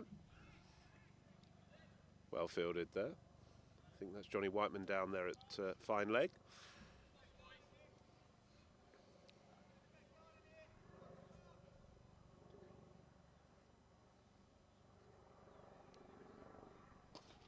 That's a great catch and caught and bowled. So Gary Park takes a wicket, and the big wicket of Douglas Marilia there. So England back in the driving seat here. What a wonderful partnership from those two Zimbabwean batsmen. But that was an amazing caught and bowled there by Gary Park. Yes, I think England needed that really, building on a very decent partnership. And as I said, 175, 180 would have been a decent total if England can knock over. Yeah, 144 for 8 now is the score. So Zimbabwe rightly giving Doug Marilia a big round of applause there. Good innings, swept well, but just undone by the catching ability of Sean Park there. Sorry, Gary Park. Sean is the brother behind the stumps. Bringing the new batsman in.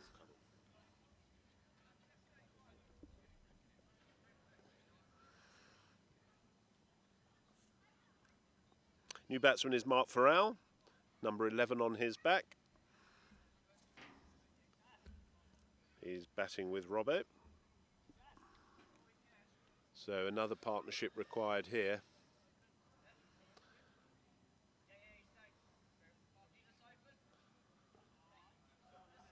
A few minor changes in the field.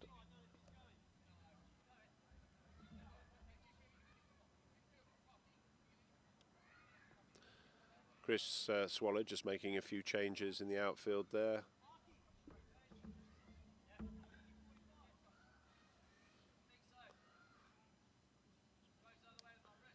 Got the deep square there, Justin Bishop, Darren Stevens at long on, Nick Compton at deep extra cover. But a slip in as well, which And a slip. England obviously would like to finish this off if they could. Just pushing Johnny Whiteman there So- back on the boundary, but So- I'd maybe like to see another slip in. The leg size, nobody saving one. It's driven by Robbo there for 4 runs. Sorry, not Robbo, that was Farrell there, so straight off the mark, not hanging around. So good shot there from Farrell there for 4 runs.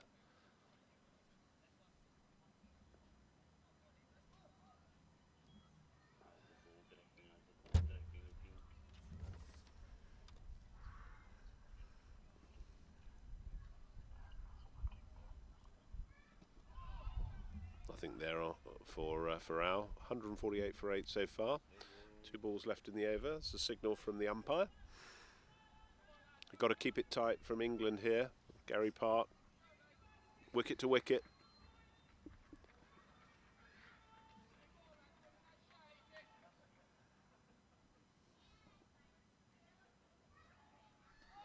That's good bowling. Nice take there by Sean Park behind the stumps.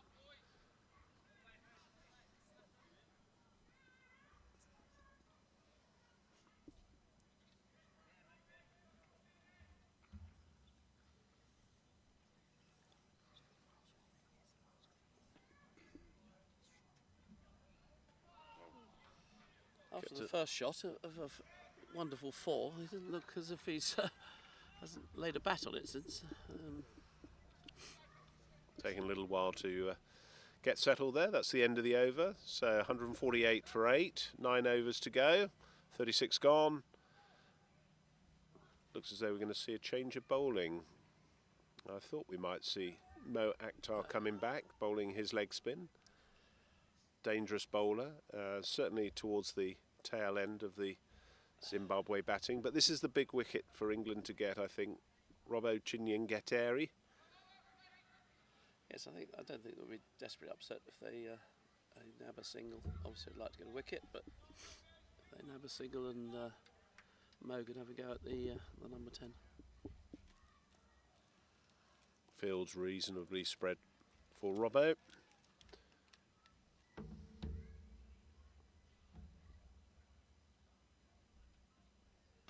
Let's cut that away.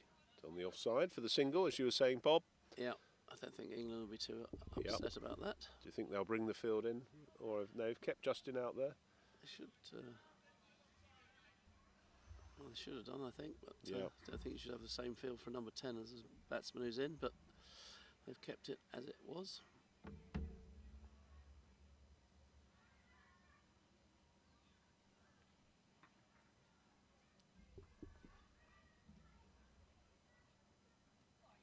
A little bit shorter there from Akhtar, just trying to entice Farrell into the square cut. No such luck.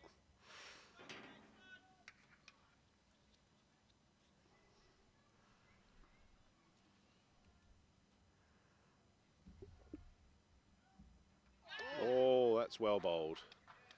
Didn't really know a lot about that as a batsman. I'm looking for the googly coming in here. It's normally the third or fourth ball.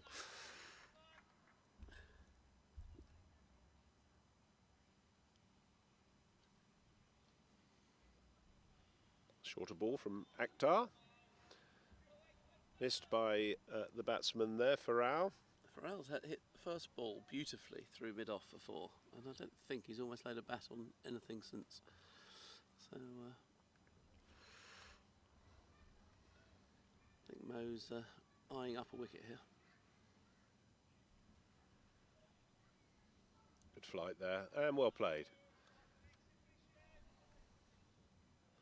It's getting forward there, covering the ball, making sure there's no deviation.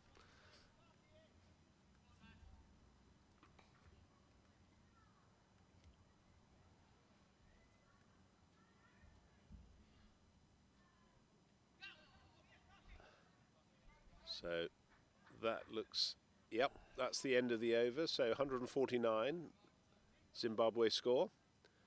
One away from the 150. Park to continue. That is Gary.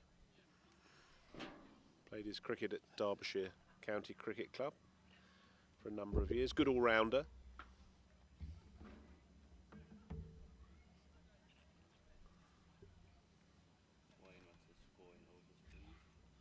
Few little field changes there. Still got the 5 out on the boundary, saving the 4s. So clearly a plan here from England.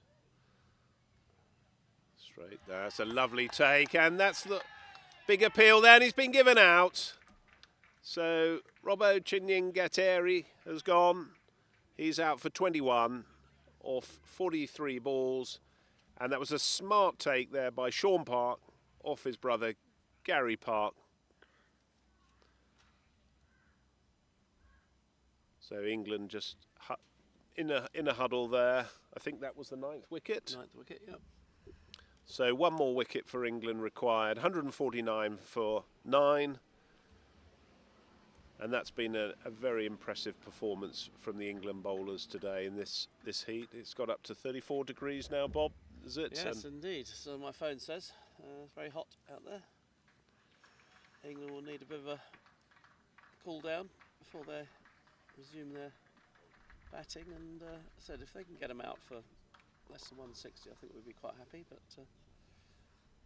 won't want Zimbabwe to get more than that, though. Sorry? They won't want Zimbabwe to get more than that. No. Yeah. Zimbabwe have got quite a lot of slow bowling. So that's great bowling by Gary Park. 2 wickets so far. So good change in strategy there. Just moved away from Fraser, who was bowling very tight. So it must have been quite a difficult decision to move away from Fraser, but a very wise decision from Swallow, the captain there.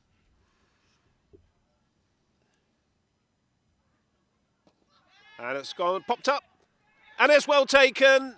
That was Swallows just diving forward there. So Gary Park's taking a 2nd wicket on the trot, and he's on a hat-trick when he next plays. So that was a great performance from the England team there, taking all 10 Zimbabwe wickets, and they've now got the work to do in terms of getting the runs.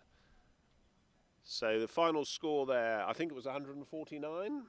149 all out Zimbabwe. I'll just get the overs up for you.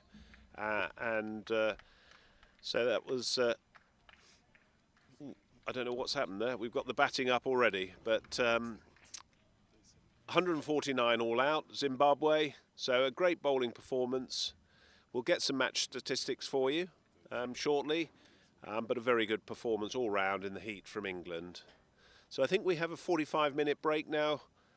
For all the viewers, so we'd love to have you come back on, and hopefully we'll have Bertie and his colleague from Zimbabwe. And rightfully, a nice big round of applause for the England team and the Zimbabwe batsmen as they've gone off. So a good all-round performance.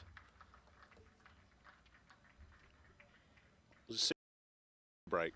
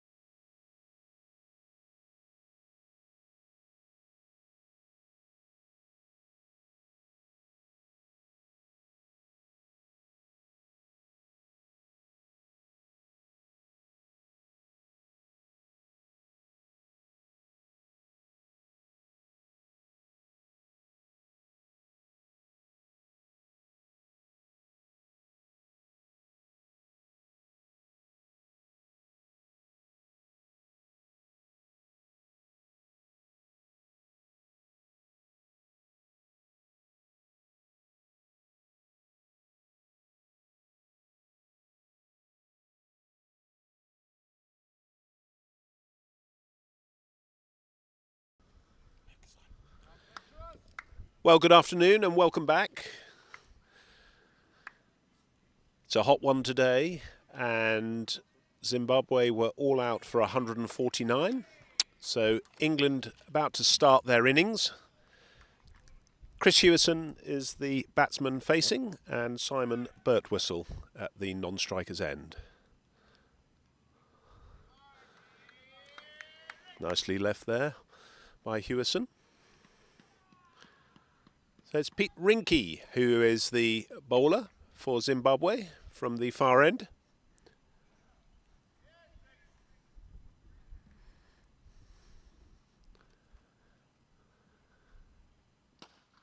It's driven nicely on the offside. That's going to be 4 runs. So the first 4 of the England innings for Chris Hewison.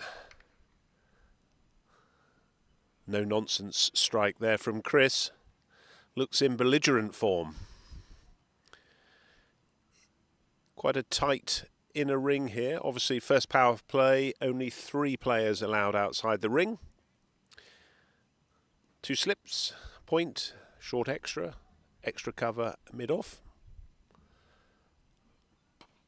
Little inside edge there, but it's going to go for runs. So it's a chase out there for 2. That's Robbo there. So 2 more to the score for Hewison. We've got a fine leg and just the wideish mid-on the leg side. So it's got to be pretty accurate from Rinke here. And good pace there from Rinke. So nicely left by Hewison, untroubled. We'll fill you a little bit in on the stats shortly for the England bowling. It's about 34 degrees here at the moment in Cape Town. That's a nice little bit of swing there, movement. Well left by Hewison.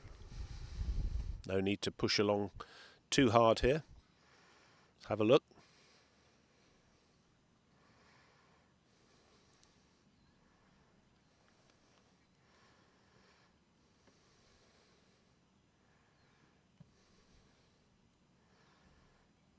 A little bit of a way swing there, and that's nicely played. And to the mid-on region. That's the end of the over. I think the score is 6 for no loss.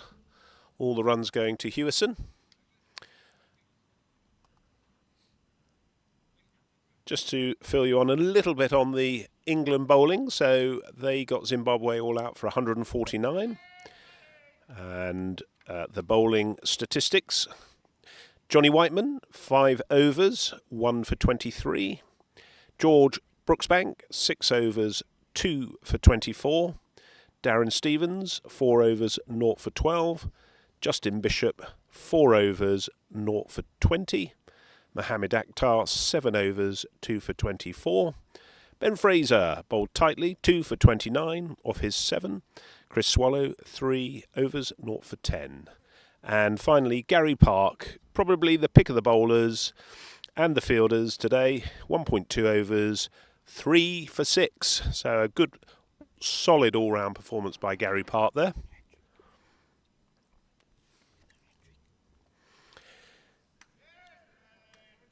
New bowler is Sean Bell for Zimbabwe.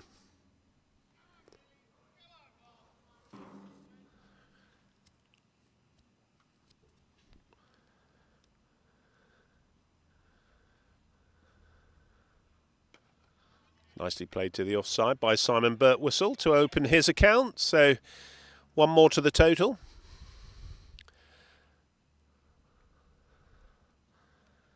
Players just dropped down to the long on region. Obviously, having sensed Hewison was pretty strong on the drive. Not quite coming on as quickly as it looks. A little bit tacky on the top. So Bell will be looking to exploit that.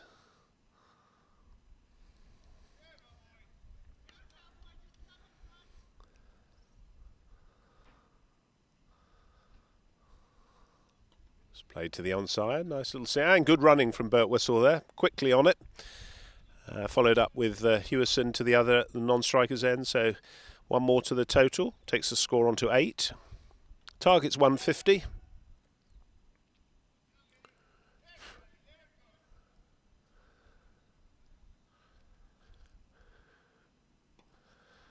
No runs on the onside there. Quickly in. That was great to have in the first innings a couple of the Zimbabwe lads commentating and assisting me. Great insight to Zimbabwe cricket. A little bit wide from Bell. There's big appeal. Umpire's unmoved and he's given a wide. So no wicket there. One more to the score.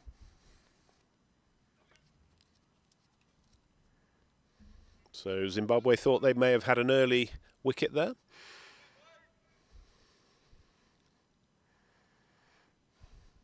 Down the leg side again. That's going to be off the legs. May run for a 4 there. Good chase, good solid chase there, but 2 runs to the score. 2 leg byes. Yeah, the umpire's just signalling those to the scorer, and 2 balls to come in this over. Scores 9 for no wicket off 1.4 so far. Played onto the onside again. Good running and backing up there from Hewison and Birtwistle.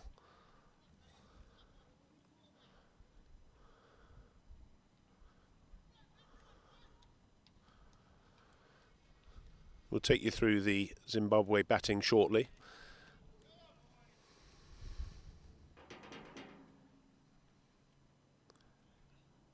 There's a little bit short, and it's nicely driven on the offside by Hewison.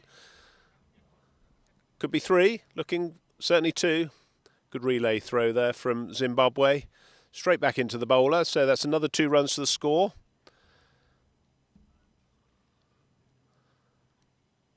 Takes the score on to 15 for no wicket off 2.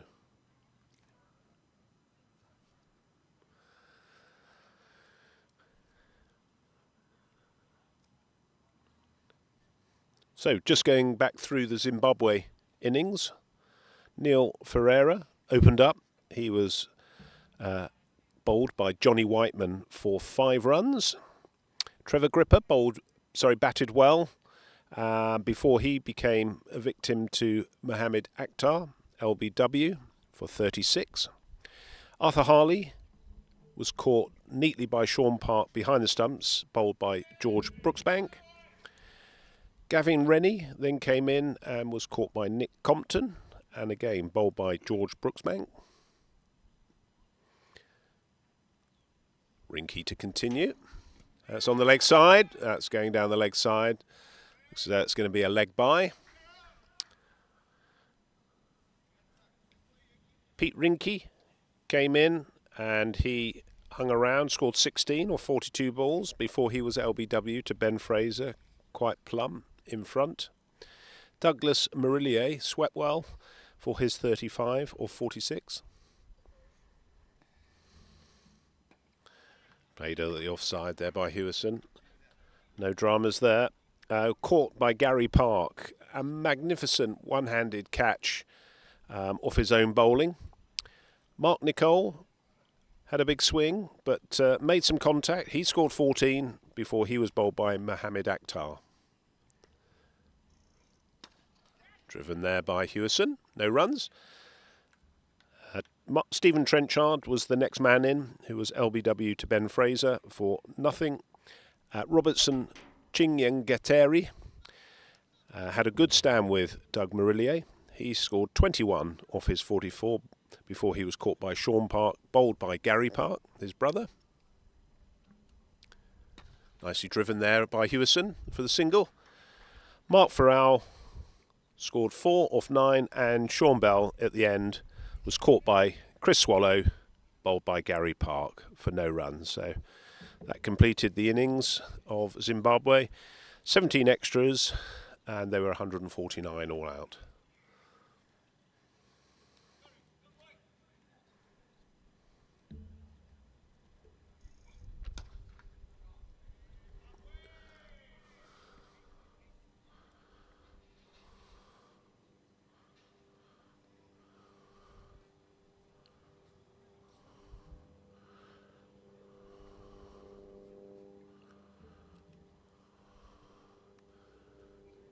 Away swing there from Rinky, and just enticing the drive there from Birtwistle, but no edge, and that ends the over.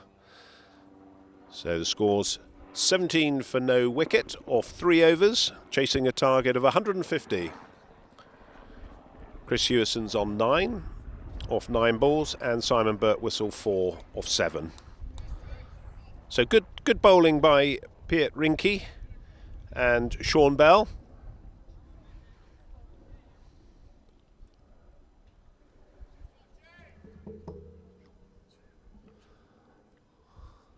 Bell on. It's driven nicely by Hewison there. Certainly likes it fuller. Man out there deep. It's Arthur Harley at the long on.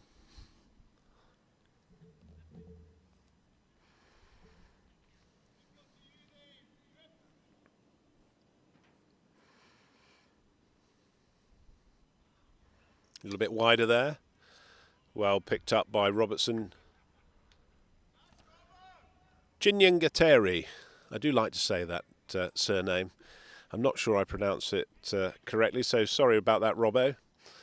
But very good left-handed dive there.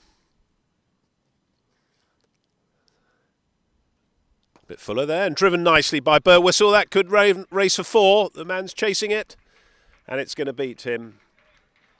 So that's 4 runs to Birtwistle. That's Simon Seeger, who made a valiant effort there to get the ball.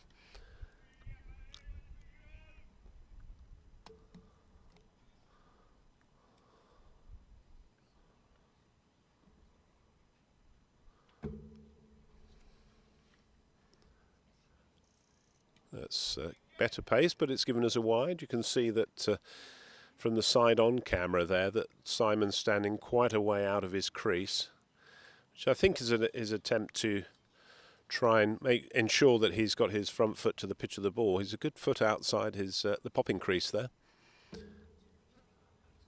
He's just picking that up nicely. That's a lovely run for a single there to the mid-on region. So good running from England here, putting pressure on the Zimbabwe batsman. Brings Hewison onto face. Field's a little bit further spread now, right on the edge of the 30-yard ring. And that's gone wide through the slip cordon. Hit with quite a lot of force, but it's not going to go for 4. Just the 2 runs to Hewison. Good fielding there from Zimbabwe, from Robbo.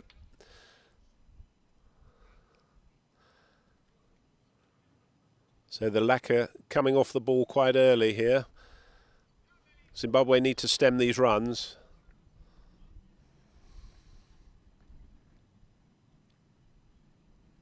Bit fuller there from England. That's a great shot from Hewison, and well picked up in the field there. So there's a little bit fuller there from Bell. Just became almost full toss there on the leg stump. Hewison's just changing his helmet. Obviously, he feels the ball's not coming on quickly enough for a cap. No, he's getting a drink and a cap. So a double bonus.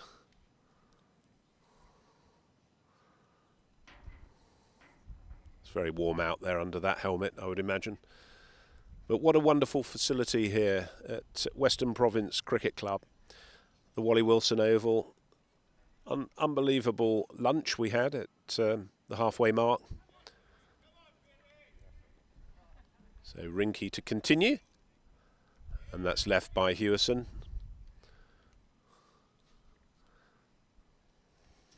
Other games being played today in the England's group. USA are playing Australia at Claremont Cricket Club, and Canada are playing Namibia at Cape Town Cricket Club. That's nicely driven and followed up by Rinky there, bump ball, which is the club where Roger Moult, who's the chairman of the South African International Organising Committee, is based and has played for many, many years.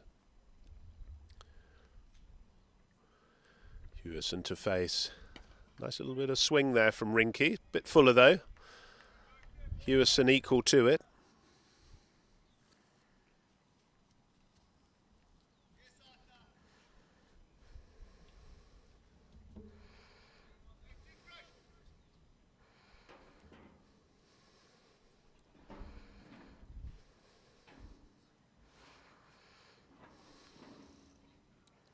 That's well left by Hewson. There's no trouble there.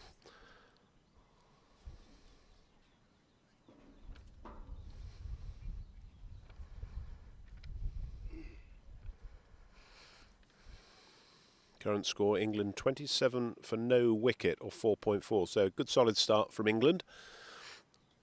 Hewson just waiting till the fielding positions are set.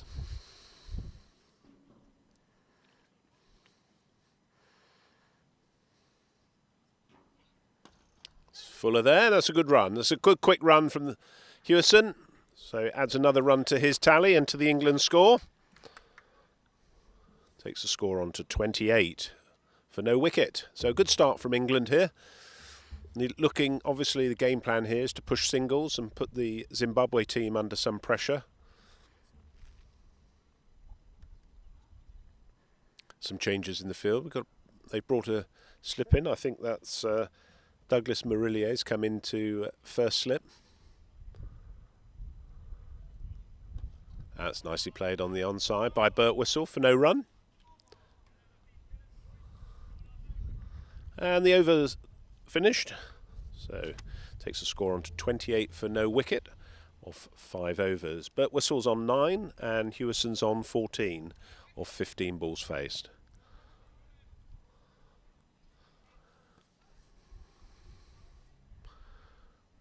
Next batsman in for England is Nick Compton, if he gets in, followed by Darren Stevens.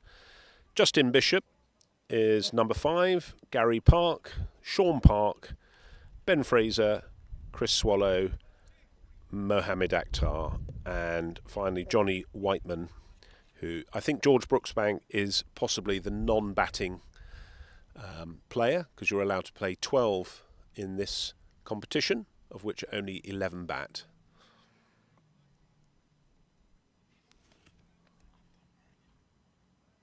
Okay, there's been a change of bowling, so Sean Bell's come off, and the new bowler is Arthur Harley, sorry. He's number 92 on his back, and he's a left-arm orthodox bowler. So he'll be looking to take some advantage, possibly of a turning wicket. England's slow bowlers bowled exceptionally well. Very tight line, stump to stump. It's coming through. That's a nice, good start from Harley there. Tall man. Got a nice stride as he comes into the bowling crease there. Nice rhythm. And that's well played by Hewson. Got the man short just for the lofted drive. That's Doug Marilia there, the short extra. That's driven over the onside, and that's going to be 4 runs for Hewson. So that adds another 4 runs to the score. So England have started promisingly here.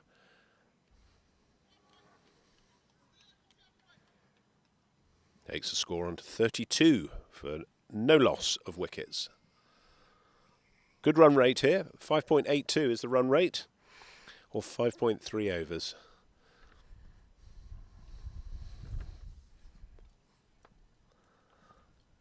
Well left there by Hewson.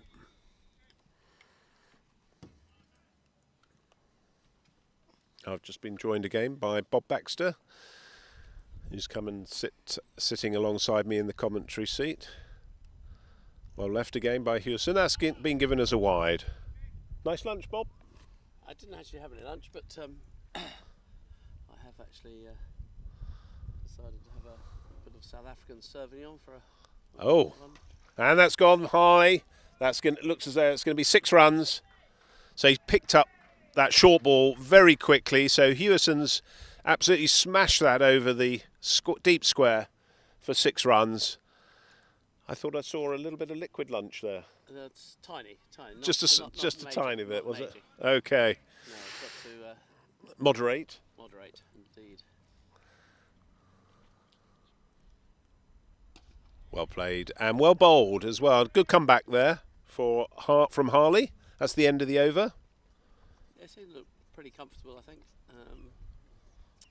picking off the bad balls and be happy with the start they've had and chase this 150 odd. Yes. 9 for 0 off 6 is good run rate. good run rate. So. Will there be a change of bowling from the other end now? I think Rinky's staying on.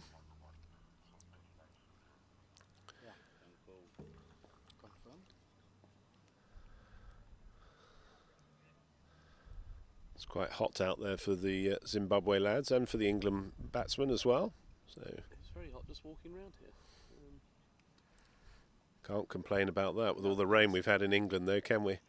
No. That's nice from Bert Whistle. Just plays that onto the onside. Was it? England was wet, but to be fair, to be 15 degrees or something, or 14 Okay. degrees. But, so temps have gone up. Yeah, good. But yes, a lot of rain. We've had a lot of rain this winter, haven't we? Yeah. Oh.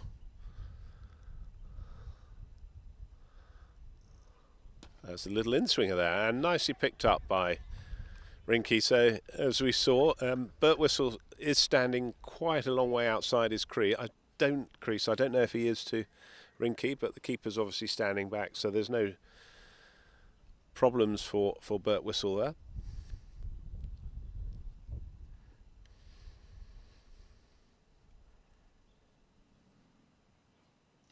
That's gone through the slip region, probably second slip, just to the right of Marilia there. Just the single there for Bert Whistle. Takes him on to, well, on the scores 19, but I think Hewison's got the bigger score. Yes, I might not be right, but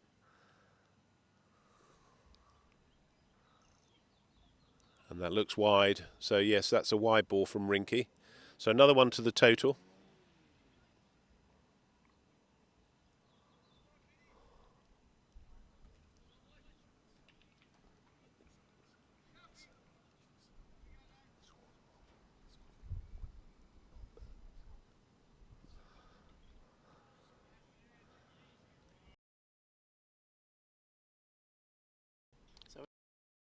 the other countries, I presume, you've got four games in 5 days, is that right?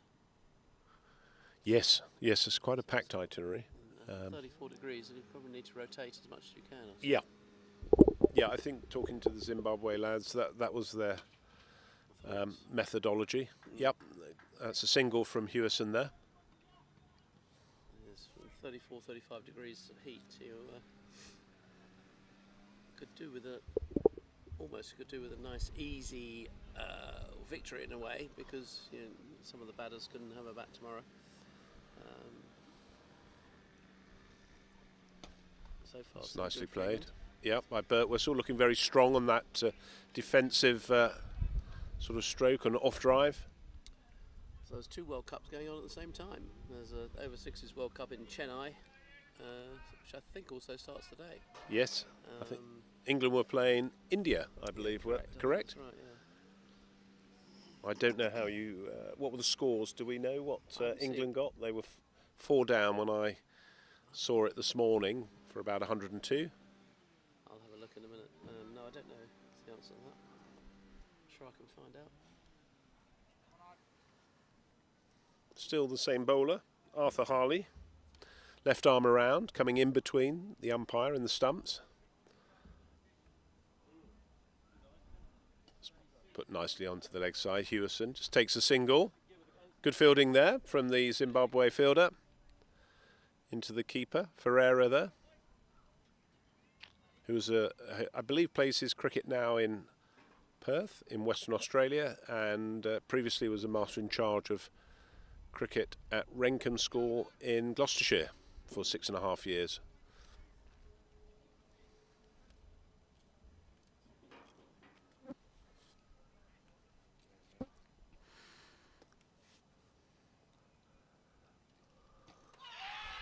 That was certainly pad before, and it's been given out, so that's the first wicket for Zimbabwe. LBW, and that is Bert Whistle, who is the player out.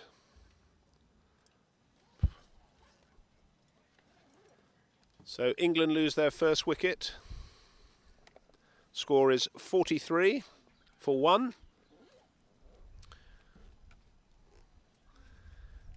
Which will bring Nick Compton to the wicket. Right-handed bat. Obviously a former professional cricketer. Played for England. He did, indeed. England had a very good warm-up game against Boland Vets a couple of days back, and it was a good tryout for all the guys, so they enjoyed that.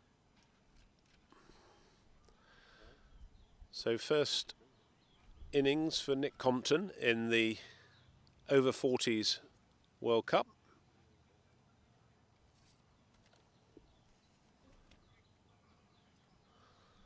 I'll give you some stats in a moment on the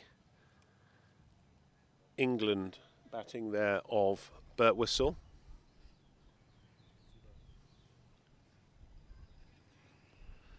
So Harley struck with his first wicket of the game.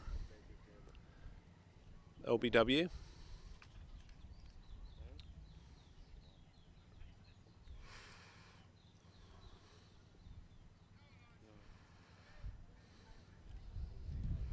Few field placing changes. Obviously the fielder for the new batsman coming in. Looks like we've got Doug Marilia at short extra. Mid on and mid off have come up. No run there for Nick. Robbo. Combo quite keen to go off the mark. Yep. Yep. Nicely picked up by Robbo there at the point region.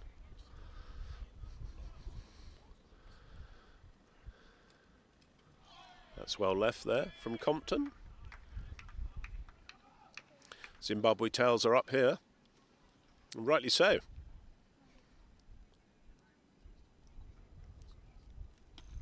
It's well played there by Compton, got right behind that.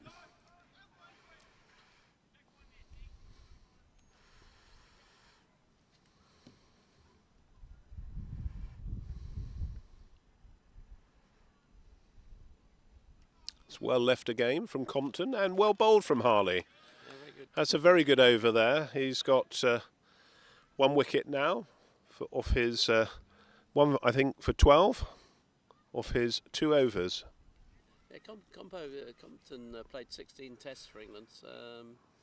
Didn't quite make it as much as massive talent. Got 100 in one of the games, but didn't quite break through to play enough games, really. So Looks as though there may be a change of bowling. So Rinky's finished, and looks as though this is Simon Seeger, number 23.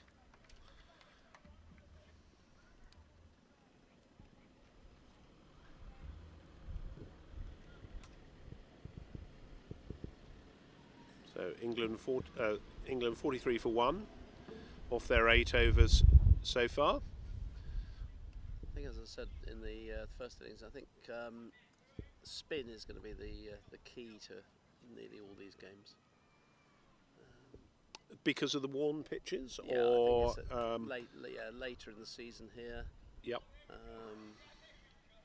Yeah, definitely. I'm not saying that Seavers can't make an impact, but I think Gary Park certainly did. Yeah, he did at the end. Yeah. Yeah. But I think overall, I think the spin will be the key. So Seeger to bowl his first ball of the World Cup. Right arm off spin, and he's right on the money there. So good start from Seeger. Zimbabwe fielders now buzzing a little bit more, bit of hand clapping going on, which is good to see. Got to keep the tails up, although it's not a very big score, it's still very defendable. That's well played by Hewison. I think it's important when you've got for both sides actually, a smaller score. Fielders, you've got to be right on it every ball, haven't you? Absolutely, yeah. And for the batting side, you can't get carried away. Yeah, and if you lose another wicket here, it suddenly becomes Gets a bit tasty, doesn't it? Yeah. And Seeger seems to have started very well, very accurate. It's on the leg side, big appeal. Looks as though it's going to be a leg by. Did look as though that was just sliding down the leg side. I think batsman and bowler and keeper knew that was sliding down, but he started very well. Yeah. Very accurate. I'm just looking to my left, and I wondered if there was a Zimbabwe cameraman here, because there was a big appeal. Did the cameraman appeal? Yeah. Seager comes in. That's well bowled by Seager. Right on the money. He's really putting Compton under some pressure here. How will Compton respond? Fielders are in close.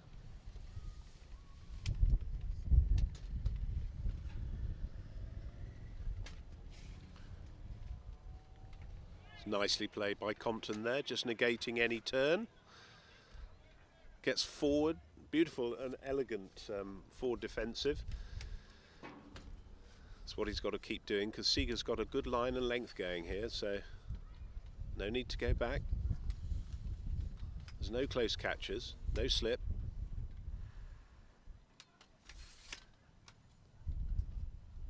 That's nicely dabbed down for a single. Yeah, I was saying in through the slip cordon region, there's no one there, so little dab and there's a single there. That's the end of the over. Very good over from Seager there. Yeah, very good start from Seager. And Compton will be also pleased to have got off the mark.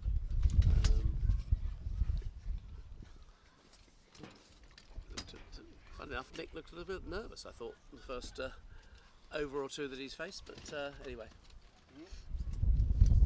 Yeah, possibly rightly so. I mean, it's a big competition, isn't it? I think whatever standard you've played, and probably when you've played professionally, and obviously for England there's a little bit more expectation. That's nicely played by Compton. Yes, I totally agree. I think he probably feels under more pressure than a club player, in a way. That's a super shot from Compton. That's 4 runs. Oh, and the cameraman took one in the chest for that, off the rope. Yeah, lovely shot from Compton, and hopefully that will ease any slight nerves he might have had, and he can get moving. Another 4 to the score for England there. Quickly off on the back foot, punch through the offside.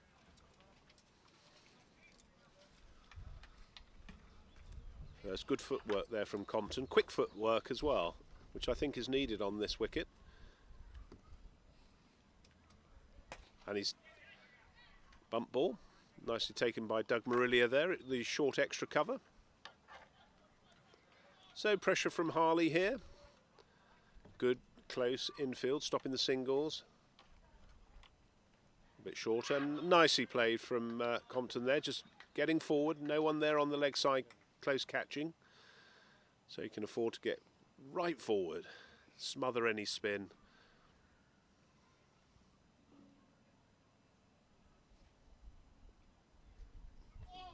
It's down the leg side, and that brings up the 50 for England with a wide, so that's 50 for 1. 100 runs to score. A little bit shorter from, it's a single there, and well fielded, but just fumbled a little bit in the pickup. Hopefully he's okay. And a good quick single there from Compton and Hewison. So yeah, very good running there. 6 balled the over. Compo obviously wants to strike. That's good to see. That's good yeah. to see, yeah. So it takes the score on to 51, I think, isn't it? 51. Yep, absolutely. 10 overs, loads of time. But I think that Nick Compton will play some shots, so I don't think he'll block around. I think he'll play some shots when he gets the right time. Probably just see the camera panning around there, getting some shots of the fans. Seager to continue. Very nice off-spin bowling there, and well covered. So Compton is the batsman facing, and Hewison is the non-striker.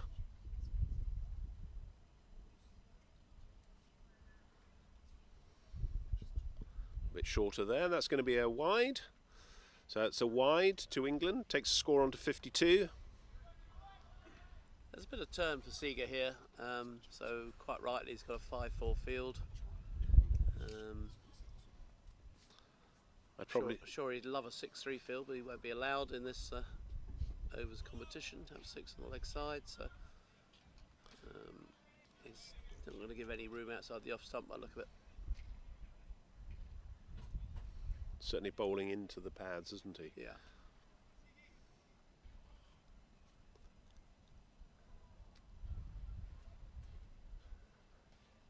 A little bit shorter, and quickly onto that, looking to pull that away. Compton was, but didn't connect as he would have liked. A bit quicker, I think. Certainly short enough to pull, but didn't quite get hold of it. There is no man deep. We've got he is behind square leg on the boundary, so there's no one actually that square. That's well played, off the hips for no run. Umpire's just signalling 2 more balls to come.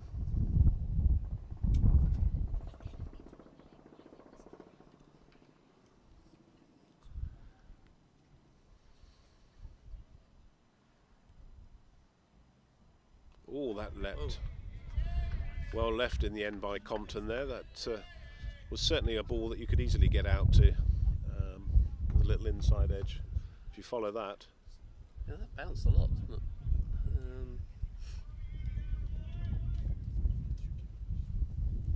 Luckily it was a little bit wide, but well covered there from Compton. So that's the end of the over. And Seager's bowled very well there, very tidily there. So for his 2 overs. So he's dropped into a rhythm. England haven't had the opportunity to score too many singles like they were doing in the early overs, but the bowling's been a little bit tighter from the 2 spinners. So it's good to see Harley and Seager working in tandem. Field placing wise, we've got a deep square just behind mid-wicket. No long on, long off, but all the rest in the ring. Although now, as I say that, Seager's coming to long off.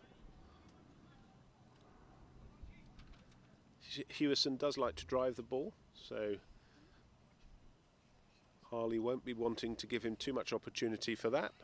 There he is, short, and he's pulled him just for this, no run there. yeah, a bit of a missed opportunity there. Short ball. Tried to pull it through mid-wicket, didn't quite get hold of it. Well fielded by Sean Bell there. It's played to the onside, no run.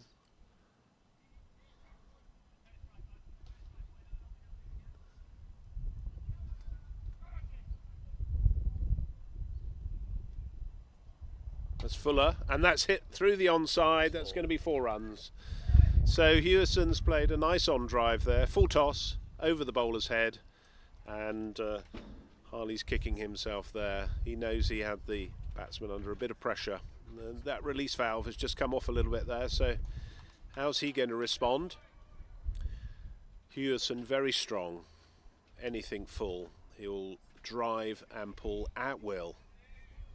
Yes, hasn't been too many loose balls really from these 2 spinners, but that was certainly one of them, and well put away. And there's no mid-on, so which is a slightly strange It's field. a bit surprising, yeah. They've kind of got 4 men on the leg side, but nobody at mid-on, which is a bit odd. It's kind of a mid-wicket, which is squarish. But, Better there from Harley. Just put it in the slot there on the leg side, but Hewison just plays that back.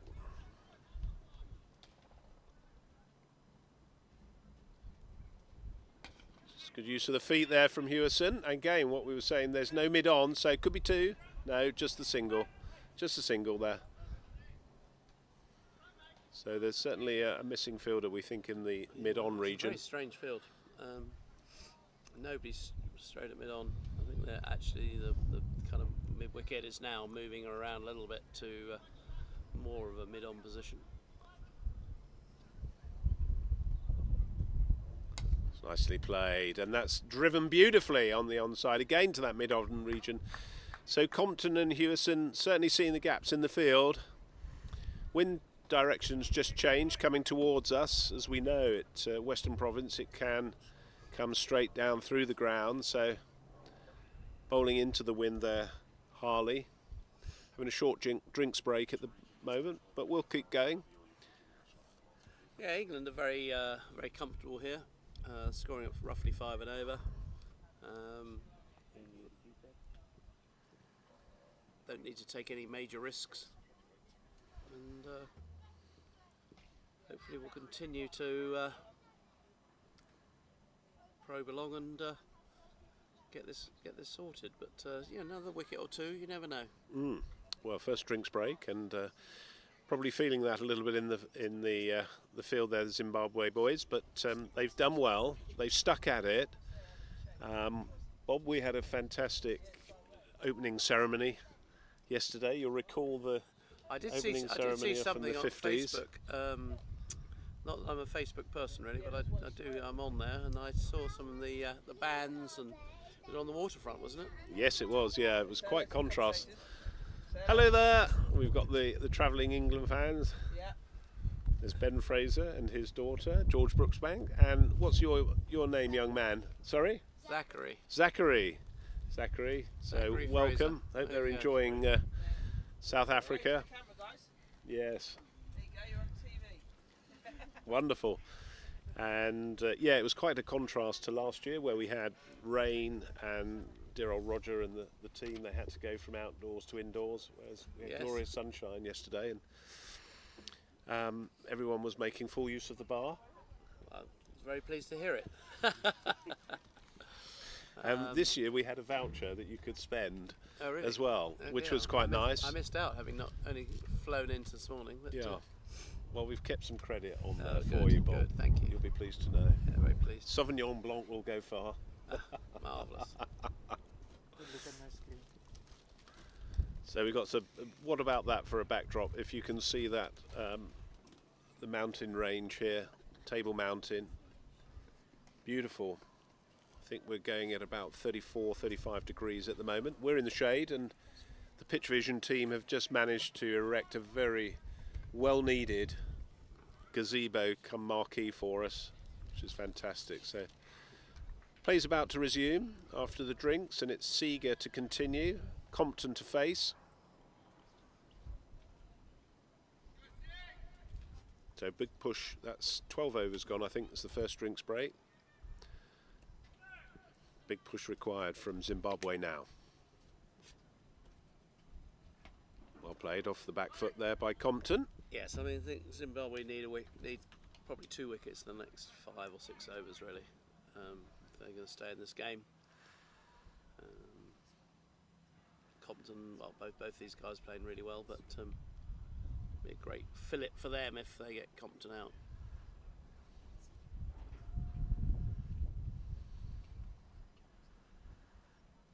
What's a full toss? And that's nicely put away by Compton there, so no problem at all there. The loose ball from Seager, put away by Compton, 4 runs over the cover, extra cover region on the ground, takes the score up to 56.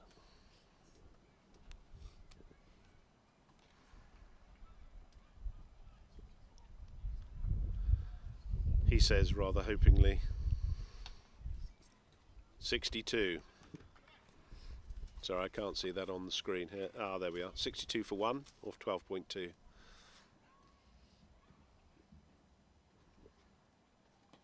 Pushed on to the onside. No run. Yes, very loose delivery from the bowler, which gave Compton the licence to smash it through cover for 4. Zimbabwe badly need a wicket here. So 88 runs for England to get to the target of 150. Again, that's driven nicely by the batsman there, Compton, just for a single, and well fielded from the Zimbabwe fielder there.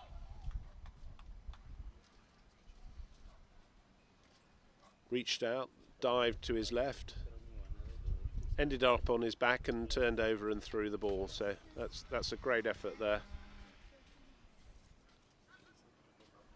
I think that was Gavin Rene there. A few field place changes going on here. Mid-off had gone out and is now coming back, so I think that's right. They need to try and save the singles. It would be too easy to just give England singles mid-on, mid-off.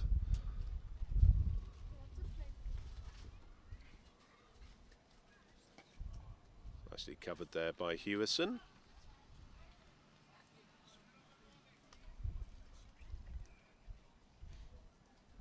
Yeah, the parade was fantastic. So it started at I think it was the Table Bay Hotel, and we went through the waterfront buildings to the Silo building. Right. Yes. Which you may have seen. Yeah, It's a wonderful building. Nicely covered by Hewison there. No runs and well bowled by Seager. So after that loose ball where there was 4, he's got back into it. And there was it was the same compare that they had from the over-50s, who was. Right, yeah, I remember. Spicy. And yeah, very well, very good commentary and entertaining for the crowd. And then all the local bars people frequented afterwards. So that was good. Great start, and all the sponsors there. Obviously, Pitch Vision, Sisonki, Fighter 24, all rightly mentioned as well. Yes, from the small amount I saw on Facebook, it looked great fun. Change of bowling. Looks like the captain's on, Doug Marilia, who's bowls his right arm off spin. Batted very well.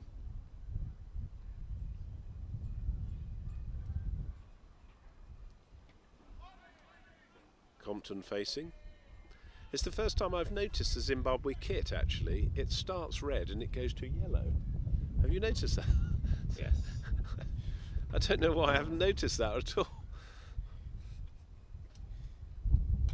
That's a great drive on the offside and nicely picked up by Mark Farrell there. Yes, there's a kind of red on the left-hand side and a yellow on the right. Which, that's quite smart, isn't it? With the red hats. It's nicely driven on the onside there by Compton for the single. Sean Bell's the man down there at long on. Yeah, and they look fantastic, the Zimbabwe team in their jackets yesterday as well.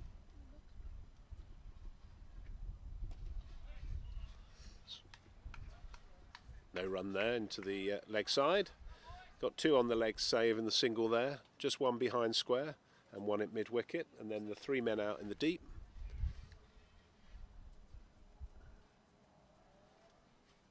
Swept, just evaded Ferreira there, the keeper. It's gone over the top, thinks it came off the arm. Well, Hewison's certainly signalling to the umpire that came off the arm. Yeah, it's difficult to tell from here whether that was any bat or pad, so glove involved there, but the Zimbabweans thought it did. But not out is the call, and well, there was no call, but not out. Nicely bowled by Marilia there, very good over. Straight into the groove, as you were saying, Bob. But I think the spin bowling, it's very tidy, very tight, and that's what they need to do, isn't it? Just keep that and hoping the wickets will come.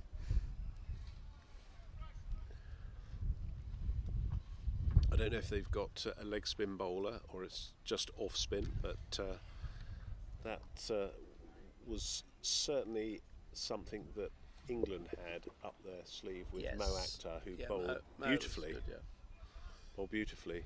Good rhythm. Flight, took wickets. I think England possibly lack a left arm spinner. Seager's there, plays Bowls into Compton, who pushes it on his legs, and it could be 2. Yep, that's going to be 2 well taken runs.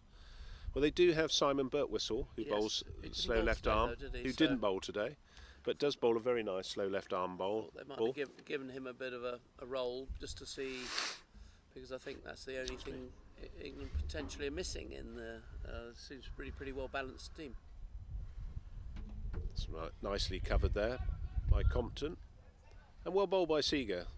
He's equally up to the task.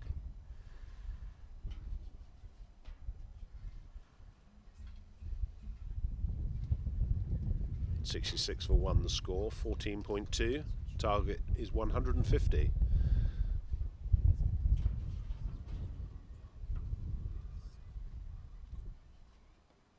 Very watchful there from Compton, rightly so. Man just coming in there, I think that was Arthur Harley, just coming round from square leg.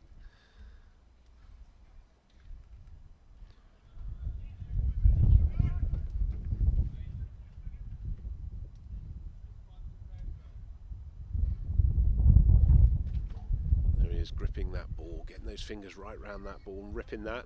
That's gone wide, and that's been slapped hard through the extra cover region by Compton. So that's 4 runs. Takes the score on to 70 for England. So saw the gap in the field there and just pushed that through the extra cover region. So 4 runs to Compton to his total, takes him on to 19 or 31 balls.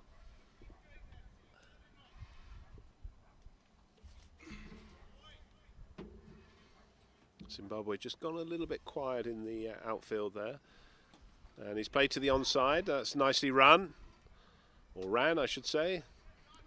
Single there to Compton, takes him on to 20.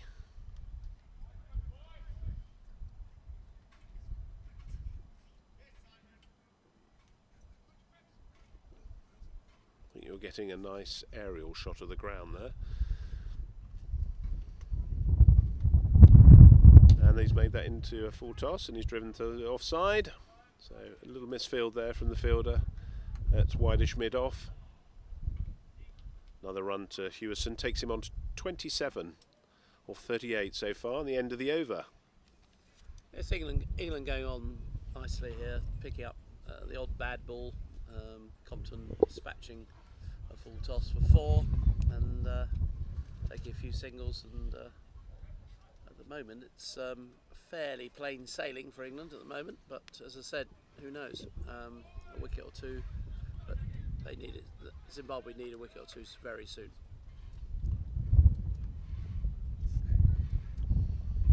New power play.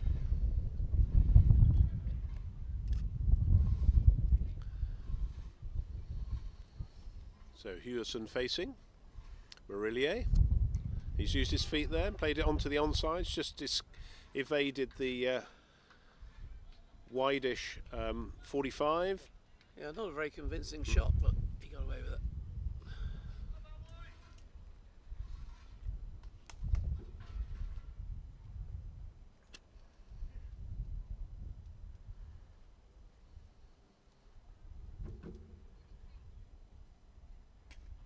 That's gone through to the offside. No run there. Nick Compton looking for the single, but Hewison rightly telling him no run.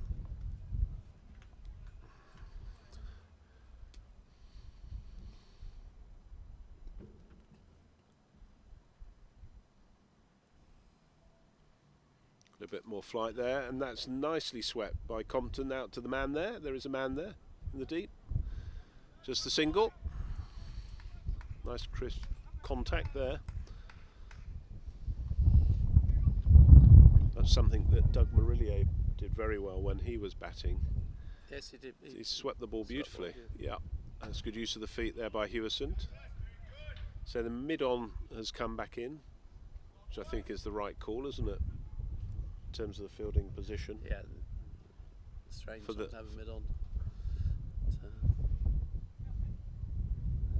Sean Bell there.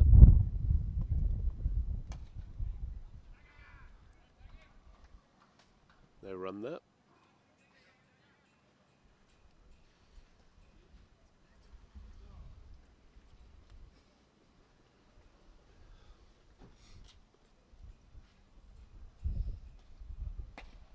Driven again, a single there.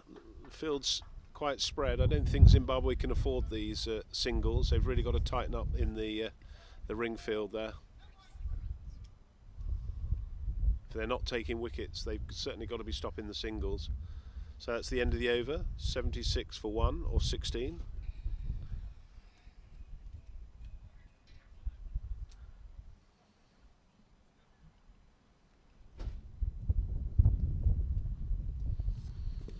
Other games being played today in Group B.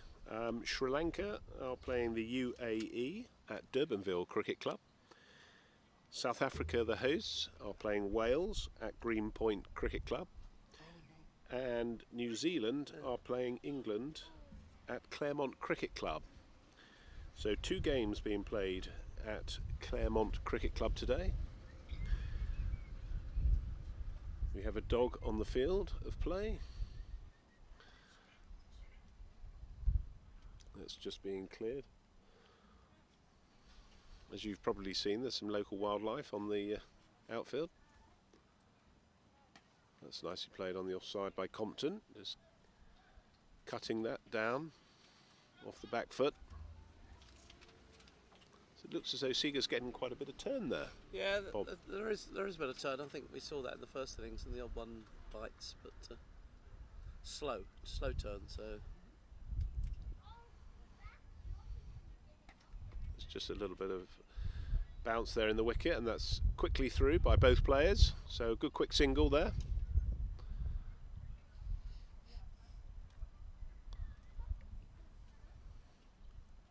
Both these players quick runners, and Hewison is a big man. He's a quick runner. yeah, as they've well. run well.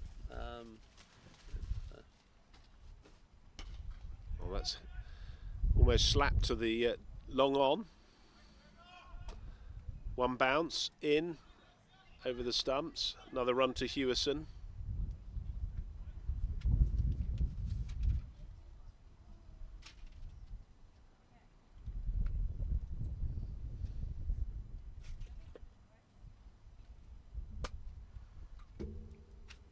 Oh, that's kept slightly low. Must have just been outside the off, or he got a bat on it. I think got something on it. Yeah. I think. Yeah. Yeah. That's why it went so quickly to cover. Just looking to play that on the onside there, Compton. He's on 22 so far off his 36, and Hewison's on 29 or 40. So just waiting for a young lad to go past the sight screen.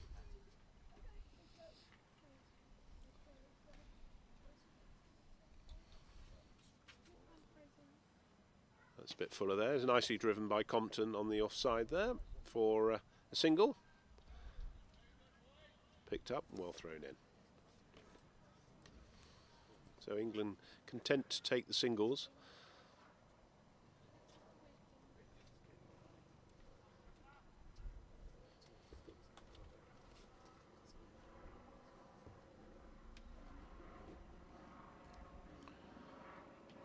Played onto the onside and no run. So that's the end of the over. 76 for 1 and the target's 150. Just for fixtures tomorrow, there is round 2 tomorrow on Tuesday the 20th of February. In Division A, Zimbabwe are playing Canada at the SACS, which is a school. England are playing the USA at Redham House in Constantia. And in Group A, the final game is between Namibia and Australia at Westerford High School. So Marilia to continue. That's well bowled and well adjusted as well by Compton. In Group B, UAE are playing India at Milnerton High School. Marilia just staying at the starting from his run up there. A little bit shorter there and just played on the onside for an easy single. The second match of Group B is Sri Lanka playing South Africa at Bergfleet High School, and Wales, the third and last game, are playing New Zealand at Wynberg Boys High School. little bit shorter there and quicker. Hewison just looking for the dab down through the slip region or the third man region there, but got onto him too quickly for that.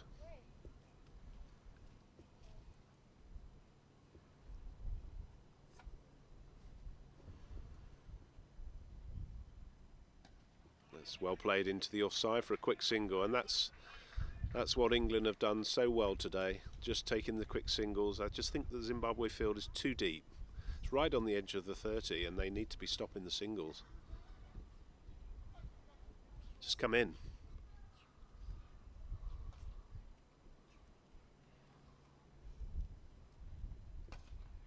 That's well bowled.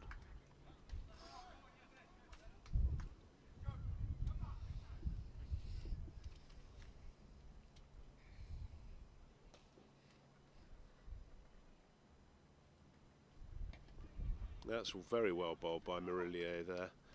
Got Compton on the back foot there, so that's the end of the over. 81 for 1. It's a score off 18, so good fight back from Zimbabwe. Yeah, and Zimbabwe bowling pretty well, but they badly need a wicket to break this up. Yeah, break the partnership. Yeah. England are running well, and the odd bad ball is being dispatched for 4, so. And Zimbabwe ended up at least 30 short, so they badly need a wicket. And, looks as though it's still Seeger to continue. That right arm off spin from the far end. Hope you're enjoying the pictures on Pitch Vision. Got 4 cameras at the ground today. Punched off the back foot by Hewison for no run.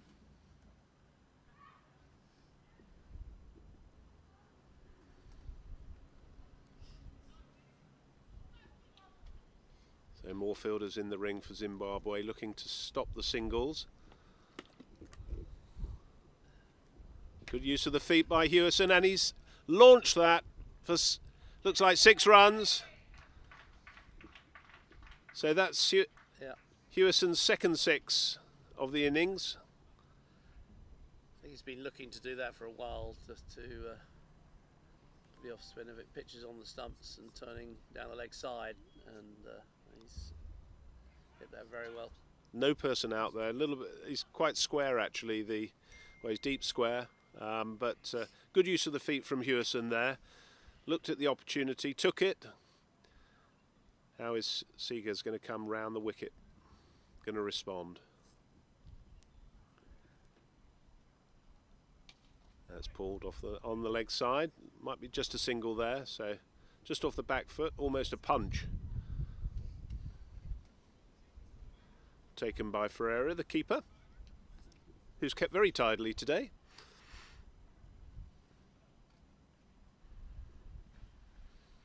England just seizing on the opportunities of the where there is a bad ball or the single, looking to work that infield. There we are, that's nicely bowled by Seeger, a bit fuller. Compton equal to the task.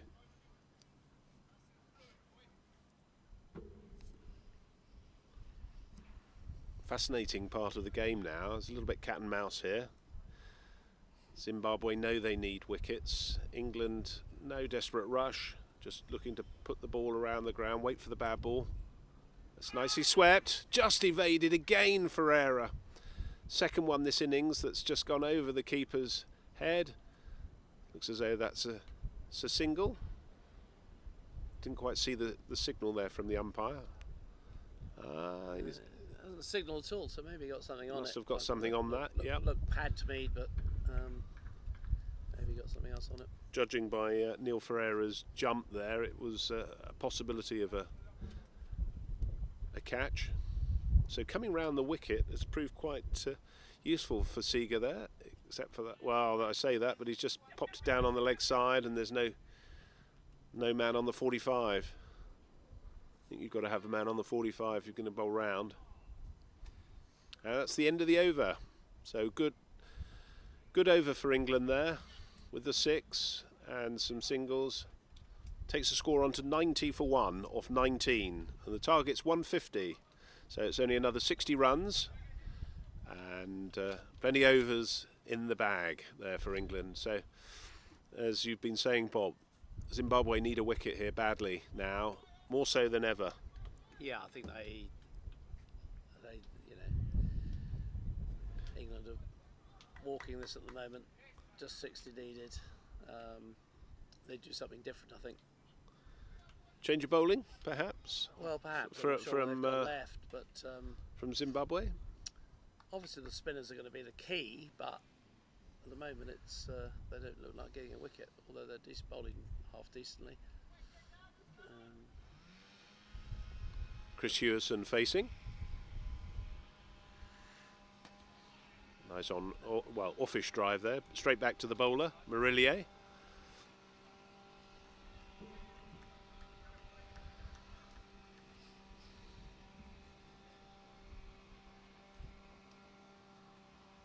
That's good use of the feet, but not quite to the pitch of the ball there.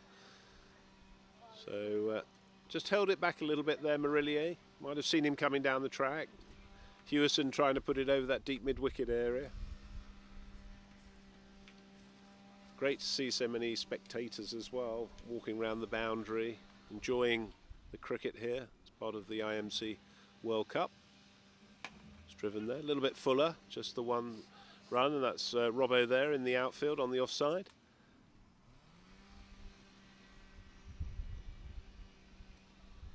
So there's quite a full programme of cricket this week. I'll fill you in on that in a little bit.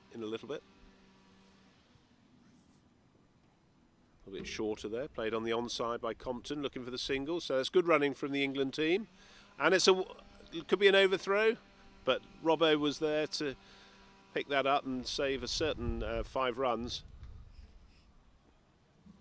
4, obviously, if it went to the boundary across the rope, 1 that they crossed.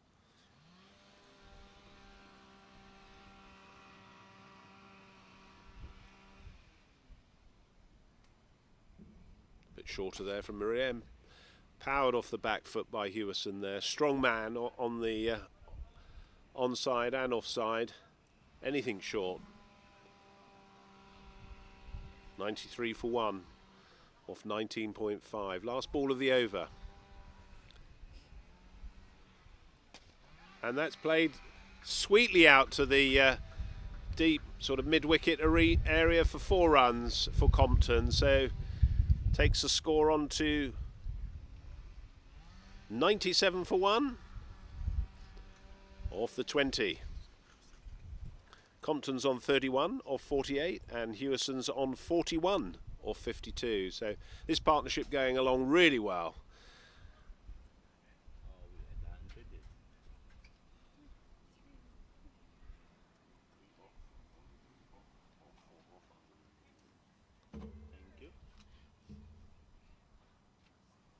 Seeger looks as though he's continuing from the far end.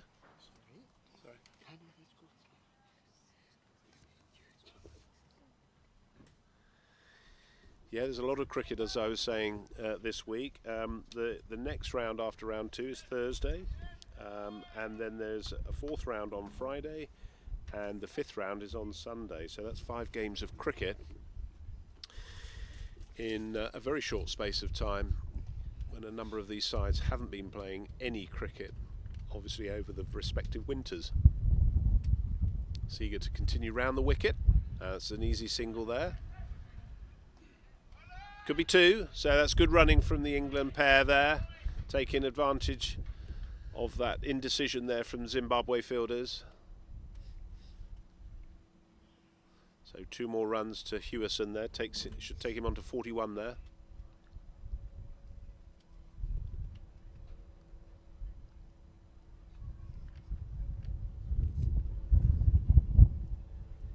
Off the back foot punched, no run.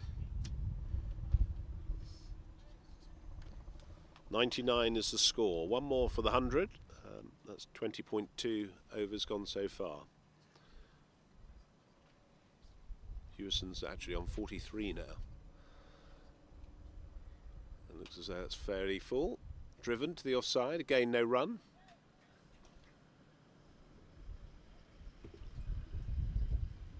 Chris plays his cricket at South Northumberland Cricket Club, along with Simon Birtwistle, his other opening partner, and Johnny Whiteman, the opening bowler. A little bit of a jumping ball there, nothing on that for a batsman or for umpire to do. I think South Northumberland done quite well in the national competitions over the years. They have, yes, very well. Looks a very strong club side, well represented here today.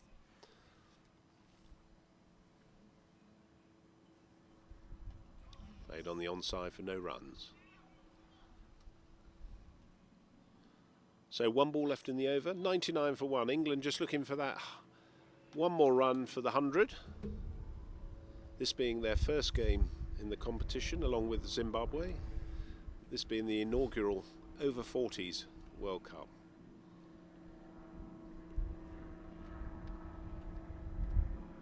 Oh, that kept low, and he did well to keep that out. Seeger's got his hands on his head, but Chris Hewson did very well to keep that ball out there. And that's the end of the over. So can't get the single to bring up the 100 yet, but no doubt that will come soon. Yes, they're very strong. South Northumberland. Yes, very strong. Yes, very strong. So the England Over-50s next World Cup venture looks like being in Sri Lanka. It's discussions while we're here in Cape Town of when it's going to be. But I think likelihood is hopefully February next year. There was some talk of October this year, but I think a lot of rain, 16 days of rain I think in Sri Lanka this year, in October. So I think we're trying to push it back to February next year. Should be ideal. Yeah, it's a long way to go when players are paying Yes. the money themselves, aren't they? Yeah. For no cricket, so you want to Yes, be I think- ensuring that you get as much cricket as you can. Yeah, I think that people got to realise that you know, people are paying their own way. It's not a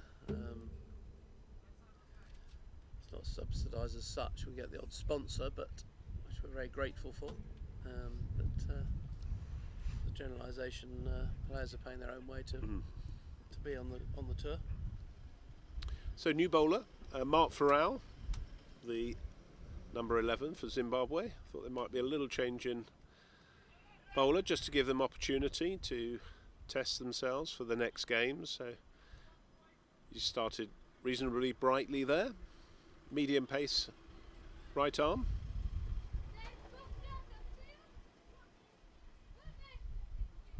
Not a big run up, but put it, and that's come off. Looks as though that came off the pad. Compton there. Big appeal there from the Zimbabwe team, and certainly very well taken from Neil Ferreira there behind the stumps. A great take. I think it did probably come off his pad, but did definitely Just on the leg side. That's clipped away nicely for a single. jumped a bit. Yeah, one or two have done that, but very tidily taken there by Neil Ferreira. Looks a top keeper. Right height for a keeper as well. Yes. Nimble, agile. Not like myself. I used to kick wicket. You're just a little bit taller. Yeah. And that's a big shout from there. It looks as though, and he's been given out. So that's the second wicket of England that's gone down. So the change in bowling worked for Farrell, and he's bowled very well since he started. So he's taken the first wicket for himself in this World Cup, and he's taken the wicket of Chris Hewson. Yeah, I think we've been saying for a while that they just needed to change something because it didn't seem to be going anywhere. Hewson played across the line and looked pretty out from the commentary box.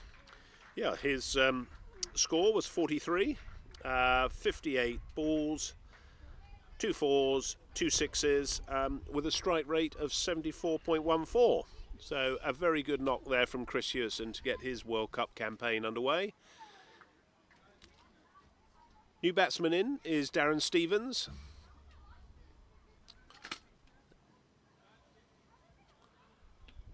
no stranger to pressure, and obviously a very accomplished cricketer. So Mark Farrell's tail will be up, having got a wicket, and the Zimbabwe team as well. A little bit more belief in their side. So let's see how Farrell goes for the rest of this over.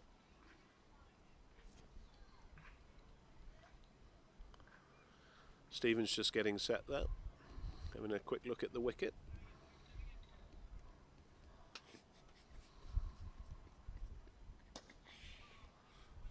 Nicely played to the onside for no run. Stephen Trenchard was the player coming round there to gather that ball up. Seemed to hurt his knee in doing so. That's driven hard on the onside by Stevens. Good footwork there from the bowler, Farrell. That's the end of a very good over from Mark Farrell there. So sees him take a wicket, and England 100 for 2 off their 22. Chasing 150, so 50 runs required.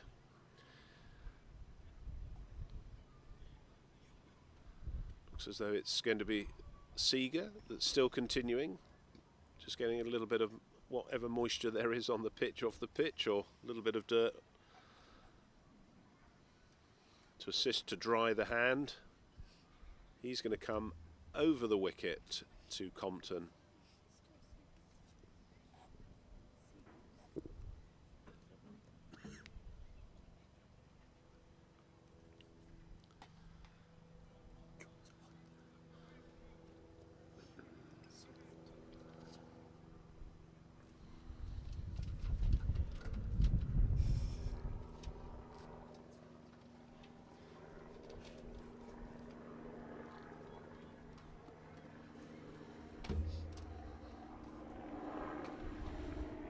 Driven out by Compton for no run there.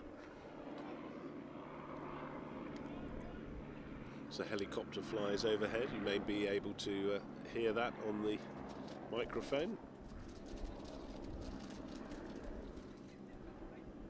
Good crowd in today, just walking around the boundary, taking it all in. That's Fuller there, and it's driven nicely by Compton to not so deepish long off, but halfway. Brings Stevens onto strike.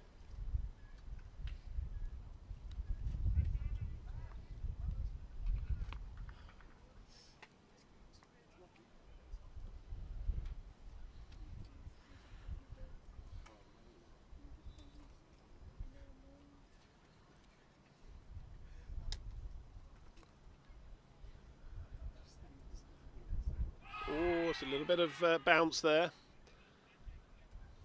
And well taken by Neil Ferreira there. Very smart stumping.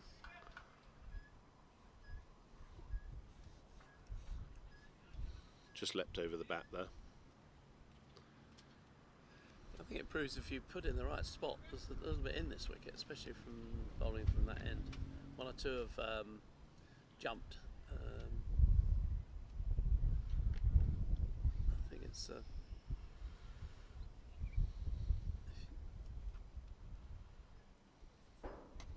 Yep, there it is, what you were saying. More consistency, I think, and it might cause a few problems.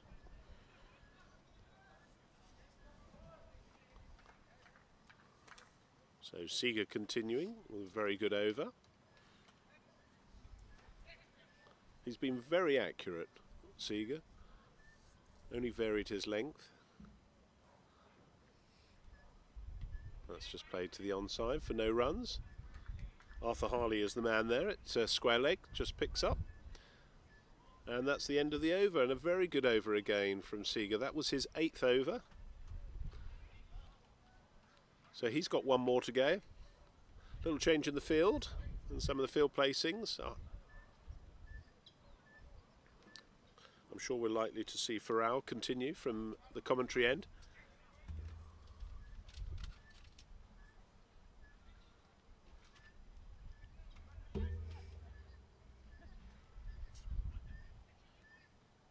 23 overs gone so far. 101 for 2 is the score. I think there is a drinks break due at the end of the next over. They're every 12 overs, 12 I believe. overs, I think, yeah. So a lot rests on Compton's shoulders here, and of course Stevens, to just keep plugging away, taking the singles, hitting the bad ball.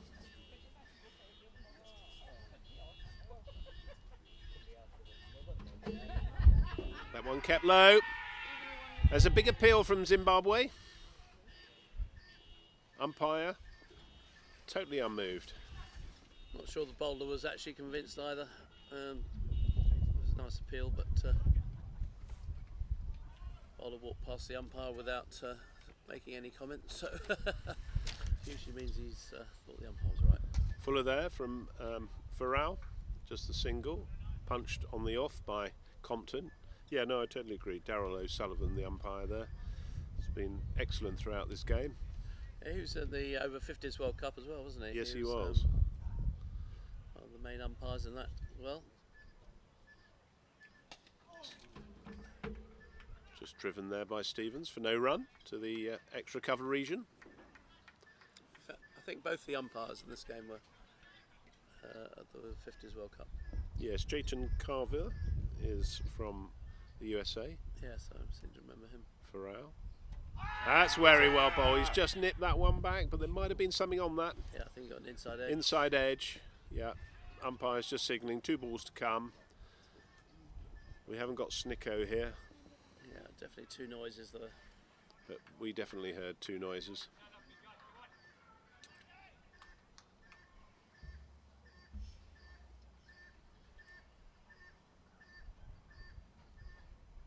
That's pulled away. There's a man out there, so it should be just a single, which it is. Well picked up on the boundary there. So a little bit shorter there from Farrell, but who's bowled very well so far. Only 1 for 4 off his 1.5. And that kept low as well. And that's well watched by Compton. Very well watched. That's the end of the over. So sorry, it was 1 for 3 he had off his 2 overs. So very good start from him with that 1 wicket. Obviously, big wicket for Zimbabwe. Keeps them very much in the game. Yeah, I think if you, especially the wickets are going to keep low, older wickets, because in the season the spinners are going to be the main people. But if you bowl little seamers like the guy Farrell has done, you know, the old ball's going to keep low, and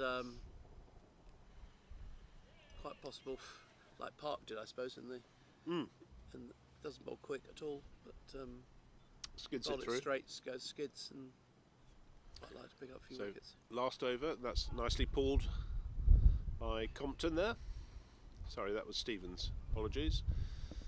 It was the batsman facing out to the deep square boundary. Both look very similar, these batsmen, with a blue helmet, white gloves.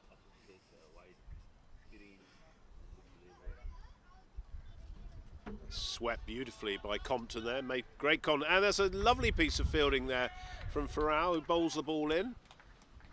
Wonderful piece of fielding from the Zimbabwe cricketer. Right in the middle of the mix he is. Bowling and saving 4s. So England just starting to let cut.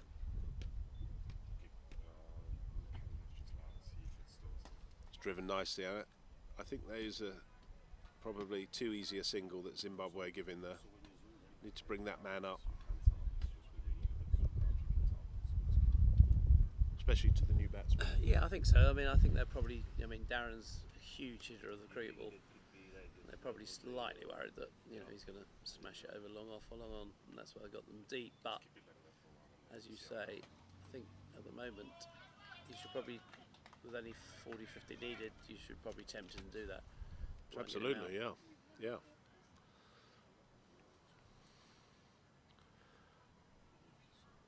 So Seager continuing.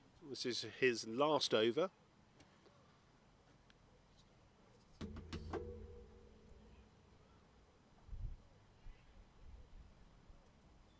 shorter and pulled again. Just evades the square leg. Is it going to? And it's been saved again on the boundary by Mark Farrell. That's a great piece of fielding. Saved a certain 4. Well done, that man on the boundary there. A little bit short from Seeger there. Maybe getting a little bit tired.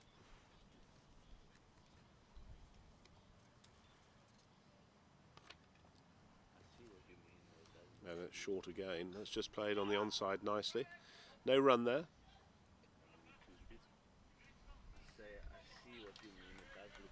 So it's a good spell from Seeger there. We'll give you his statistics in a moment. I'm sure it's going to be Farrell to continue.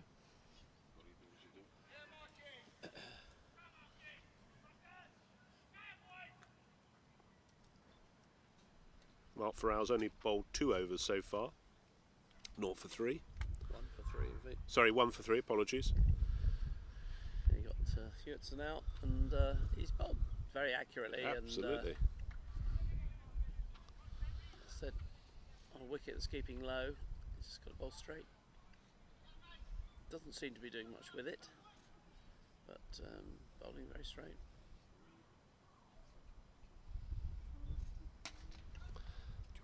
It's nicely driven by Stevens through the offside. So Simon Seeger's statistics: 9 overs, no wicket, 35 runs, and no maidens.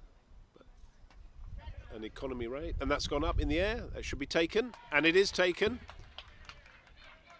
So that's a wicket for Zimbabwe, and that's the big wicket of Darren Stevens. Looks as though he got an out-leading sort of edge on that.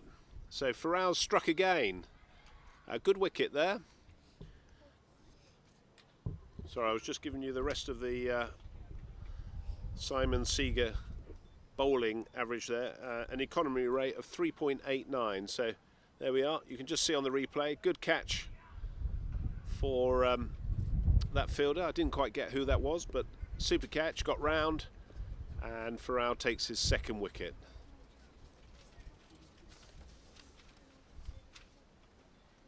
So the next batsman in is Justin Bishop, who plays his cricket at Bury St Edmunds Cricket Club.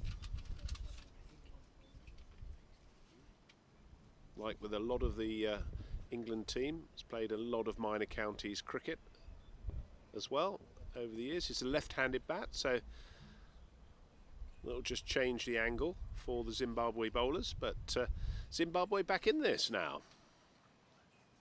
Seem to have a little bit of a spring in their step, which is good to see.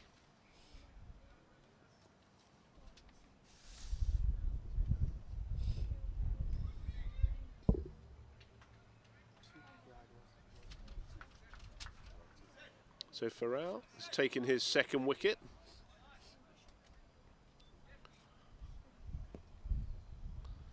Few field placing adjustments here. Harley's just come to long off, and we've got the long on.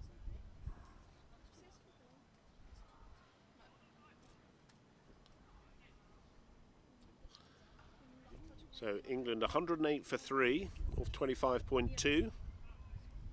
Chasing 150 to win.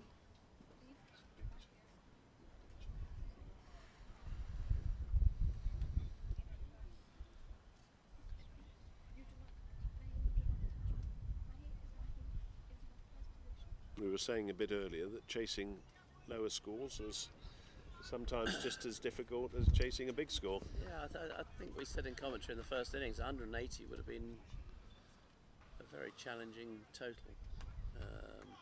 I mean, it's not a bad wicket, but it's the odd ball jumps and the odd one keeps low. So I think 180 would have been very challenging. 150 shouldn't be, but cricket's a funny game, as we always say. So England currently need 42 runs, so Farrell coming around the wicket to the left-hander. Another wicket now would put a few worries in the England camp. Very much so.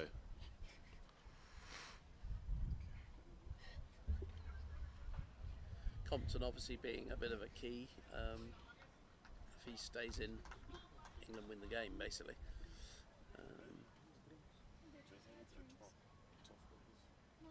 That's gone down the leg side. That should be a wide. And No, something no, on it. I he's think. got something on that, so that's a single.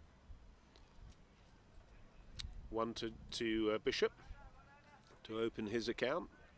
Brings Compton to face.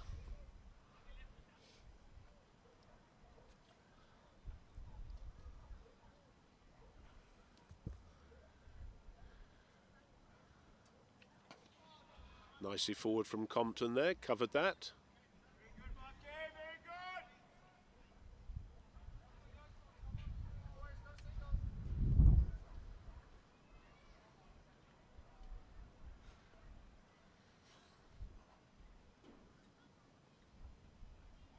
That's good bowling from Farrell there, very accurate, straight, and well played by Compton. Yeah, he's bowled, just bowled straight, which I think little seamers like this is exactly what you got to do, because the odd ball keeps low.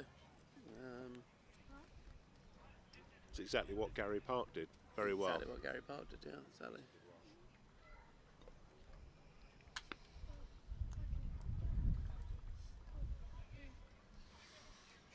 So enforced change of bowling. Based that Sigurd finished. Is the captain coming on? Looks like it's Doug Marilia coming back on, right arm off spin.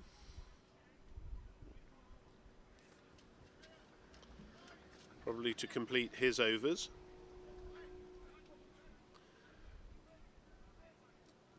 Nick Compton currently on 37, off 63 balls, and Justin Bishop on 1.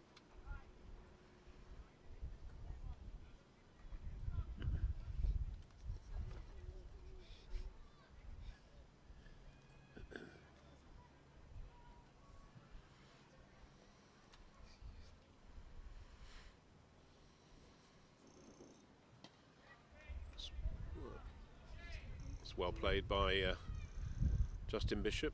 Yeah, nicely pushed out to. Came off single. the boot, didn't it, of Yeah. Nick Compton there. Yeah. They've taken the run.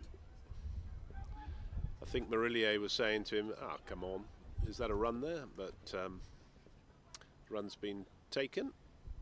I think Marilia had missed it. Yeah, actually, by so- that time, by that stage, absolutely. so. Yep.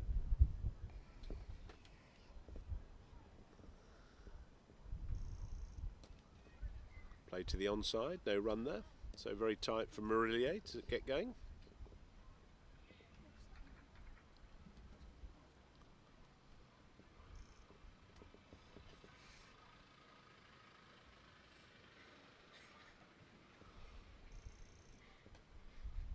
Nicely played on the onside for the single. It's good running from England there. Bishop, quick to the task, backing up. England's running has been really good actually. They've taken lots of good singles, so hopefully that will. Yeah, it's been one of the something they- features, one hasn't of it, the of their features, I think, the yeah. innings. Definitely. I think probably led by obviously Nick Compton there, who's very quick between the wickets. So it's Bishop to face. That's well bowled and well played as well. Already Fiddling- up in front of the umpire there. I'm not quite Yes. sure whether he could have seen Whether he could see whether it's- anything. if there'd have been a bigger peel or whether anything would have happened then, because he literally ended up straight in front of the umpire. Just a polite inquiry. Yes. Oh, that's played off the back foot for no run. Just waited for that to... It did get up a little bit, but he waited nicely for that. Justin Bishop. So I think the field's come in a little bit more, which I think is the right thing for Zimbabwe. 100%. Yeah, they should always bring Got to another keep this fielder in. tight. Certainly, the pressure's off a little bit there. So he's taking... Yeah, I think either long on or long off should come in as well. They've got to put pressure on the new batsman, make him play over the top. That wide's taken the score up to 112 for 3.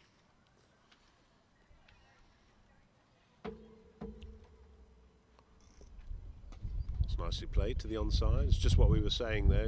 That's a little bit of a gimme there from Zimbabwe. So Bishop takes the strike, scores on 113 for 3 off 27. Salman Faral to continue from the commentary end. Yeah, I think the Zimbabwe have got to bring in more fielders. Really, they've got to stop singles and make England play over the top. They haven't got enough to play with singles as a 30-something wanted. So it looks as though he's going to come round the wicket, Faral. To the left-hander, yep. Yep. No slip. Ring field with 4 in the ring. Or 5, sorry. A little bit shorter there, played to the onside. Nicely stroked there by Bishop to the mid-wicket region, and equally well fielded. Looks like Bell there at mid-wicket.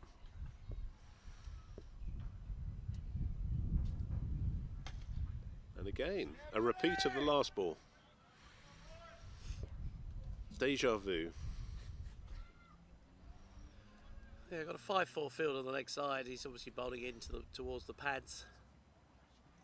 Played nicely around the corner from Bishop. No run. So nice and tight from Faral. Equal to the task is Bishop.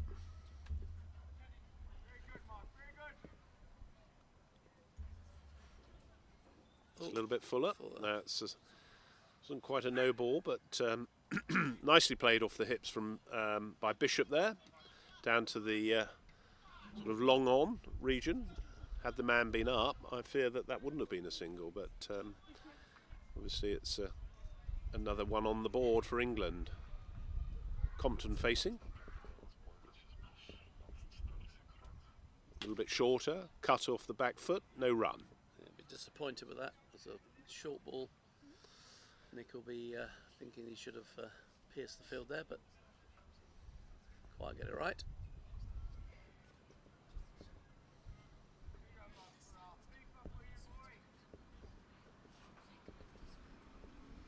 It's nicely driven by Compton there, and again the long off has come up to pick that up. But, easy single for Compton there. He's reading the game very well here, just placing the ball in the gaps. Consummate professional there. So end of the over, that's 115 for 3 off 28. Target's 150. So only 35 runs required for England, with 7 wickets in hand.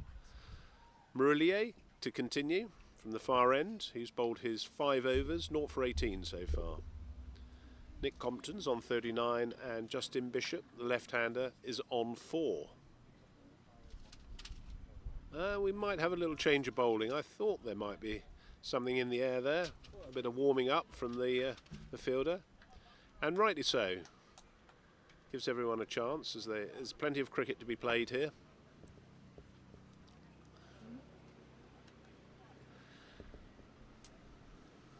I was just being gesticulated by Mr. Andre Nell there, who's the England assistant coach, and we'll get him on commentary at some point. I'll get my own back. Yeah, you might want to rethink that. And David Hughes, the other coach, has said you might want to rethink that. I was listening to an England commentary, I can't remember when it was, sometime this year, and somebody said who was one of the nicest blokes. Trevor Gripper's first ball has gone for 4, and that's a great shot from Nick Compton. He's just pierced that inner ring, so no fielder out there. So Trevor Gripper's first ball has gone for 4, and that 4 takes England ever closer to that total. Sorry, the nicest guy. The nicest guy off the field, and the man who is completely nuts on the field. And somebody said, "Who's that?" And it was Andre Nell. He's done it again. Oh, that's a lovely piece of fielding there. So wonderful piece of fielding from the Zimbabwe fielder. Dive to his right, low. Hopefully he's not hurt himself there. Might have been Mark Butcher, I think. I can't remember, something like that. Said that on the field he was an absolute nightmare. But, as we know him quite well, he's one of the greatest guys off the field. Lovely person. White line fever. Little change of bowling action there from Gripper, and nicely pushed to the onside from Compton, who is getting closer to his 50.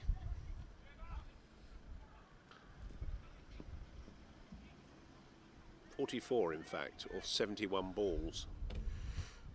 So 120 for 3 England, chasing 150, 30 runs required. Interestingly, the slips come in, and yeah, I mean they need wickets, and I think that's probably a good move for the new batsman to put him under a bit of pressure. a little bit shorter there, played onto the onside, a little bit too short actually.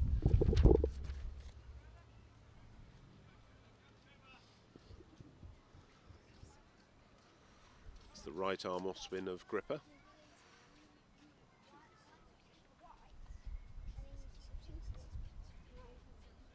A little bit more flight, good use of the feet there from Compton. Just pushes that out to the long off region for a single.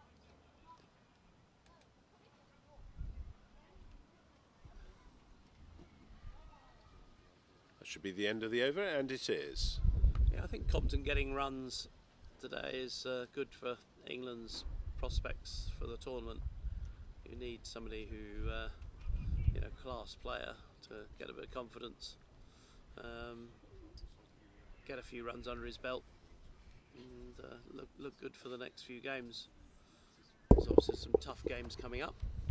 Yeah, England's next fixture is against USA at Redham House in Constantia, school ground. We had some fun, didn't we, with when we played at Bergfleet, England over-50s. Yes, indeed. They all the school children come out to watch the game, and very well supported by the school.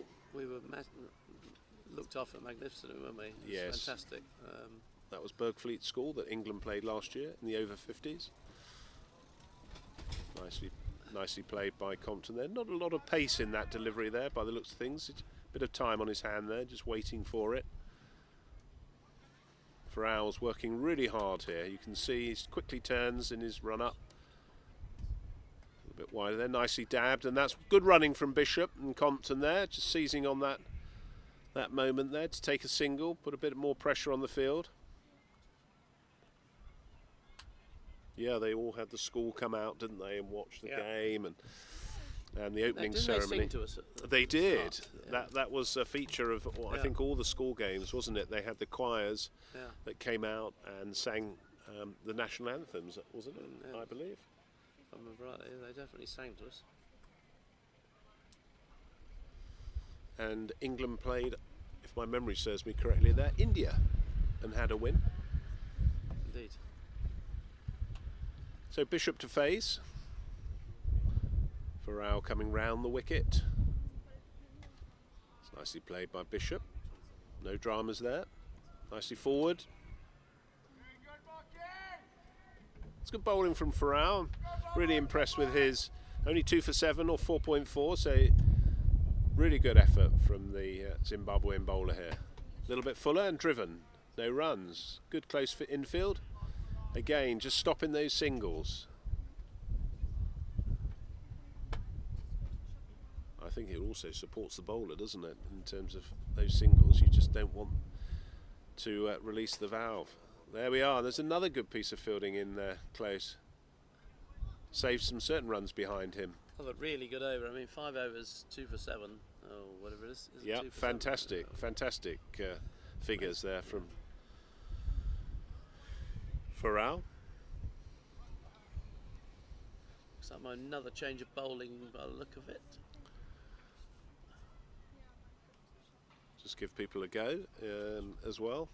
See, it's going to be a massive task for Zimbabwe to win the game from this position. 20 odd wanted. You've 7 got to give wickets in everybody hand. a bowl and see what they look like, because they've almost lost this game. and therefore we need, they need to have a look at some other bowlers. So Yeah, so you're right, there is a change of bowling. Looks like it could be some left arm around.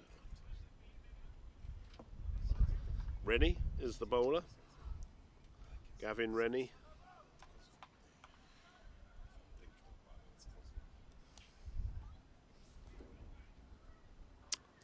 Nice shape there from very nice start, yeah. Rennie. Nice start. Maybe should have been on earlier. If he bowls like that. 99 on his shirt, isn't it? Yeah. Ah, there he is, the man you saw, Mr. Andre Nell, in the picture there. Don't know if we can get another. That's the brains trust of the England selection team there. David Hughes on your right, Andre Nell in the centre, and Luke Humphrey on the left-hand side.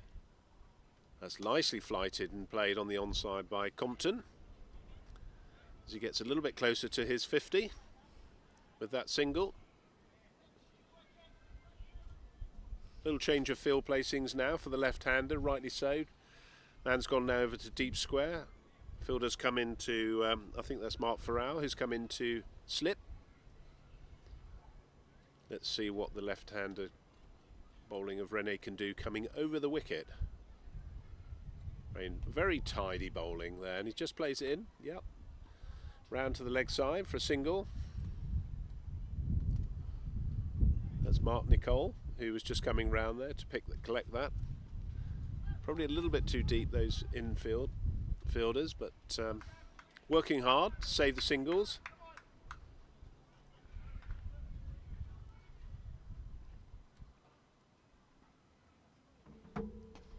Nicely driven there on the onside from Compton. Good use of the feet. He takes him on to 48 off 79 balls, and Justin Bishop is on 6.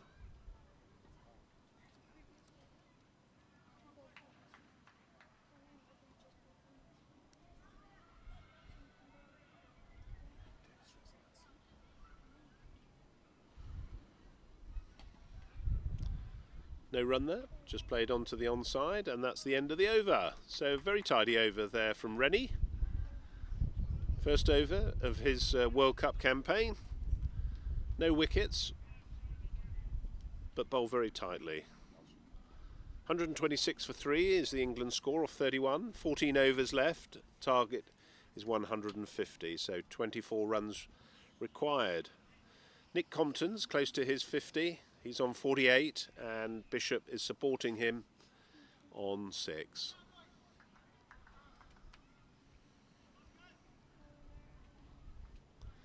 So we're getting to the business end of the game now. How are Zimbabwe going to I think Nick will think they should react? Start to finish this reasonably quickly now. Nicely played on the onside, just a single, takes him on to 49. Bishop to face.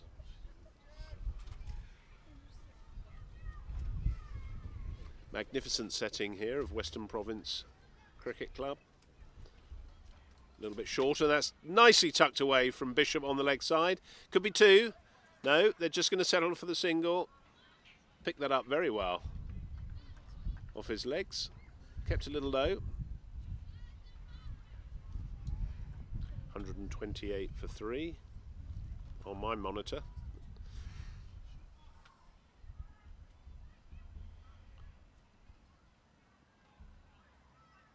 That's his 50. So quick running through. So that's a 50 for Nick Compton.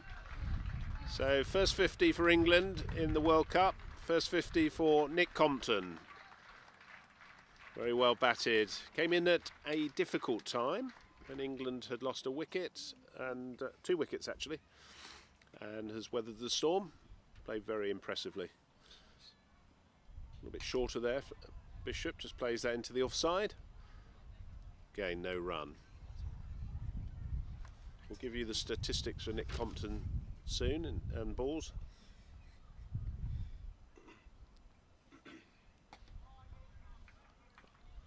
There we are, Nick Compton, 50 in 81 balls.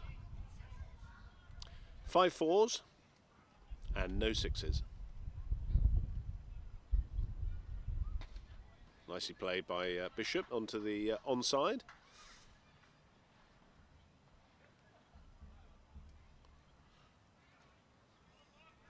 So that's the end of the over.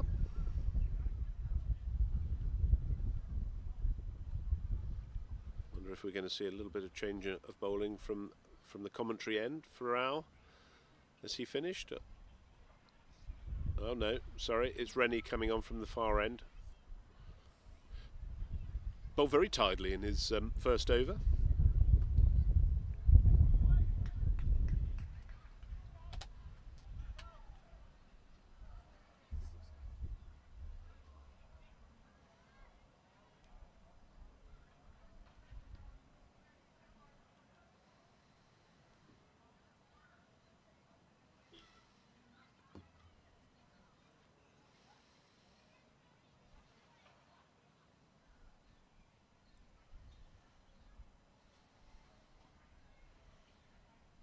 Oh, just down the leg side. Obviously got something on it. Yep. So. Nothing given by the umpire as a leg by, so 1 run to Bishop. Oh no, it's signaling leg by now. Oh, he has a just late signal. signal. Yeah, late signal. Yeah. Maybe ask the batsman if he touched it or not. Yeah, good shout.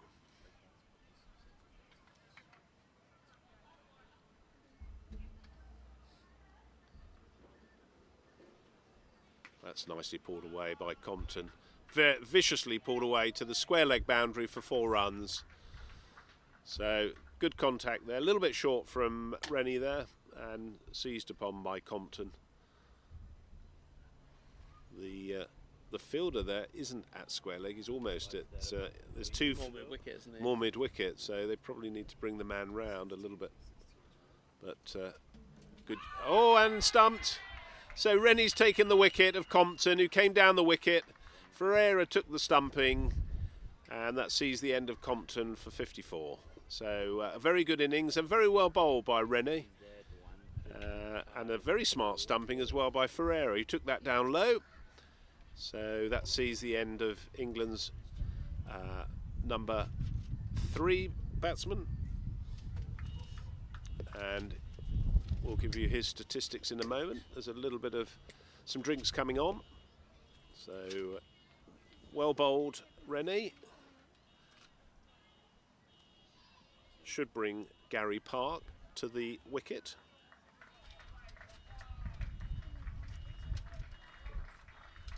Good round of applause there for Nick Compton for his innings. I think he'll be pleased with that. Bob? Yes, I think so. I mean, he didn't look in any trouble at all. Ball turned a little bit and came up the wicket, and I think he looked to probably play an attacking shot and realised he wasn't quite at the pitch of the ball. Pitch of the ball, and turned a bit, and good take from the keeper. Yeah, so Gavin Rennie there, 1.3 overs so far, 1 for 7. So the left arm spin there, just doing the trick for Zimbabwe. 135 for 4 England. Nice little break in the play there, just an opportunity for some of the sponsors' logos to come up on the screen there for you. Who we're so grateful to those sponsors for the money and the time that they put in. Devil's Peak obviously on the beer, and Vita 24 as well, which we're drinking. Seems to be very well received from all the players and spectators. It's a vitamin boost drink.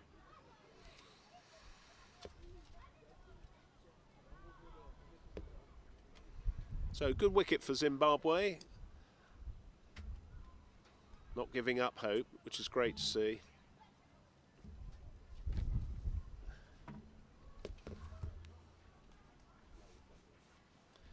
Gary Park's the new batsman, right-handed batsman.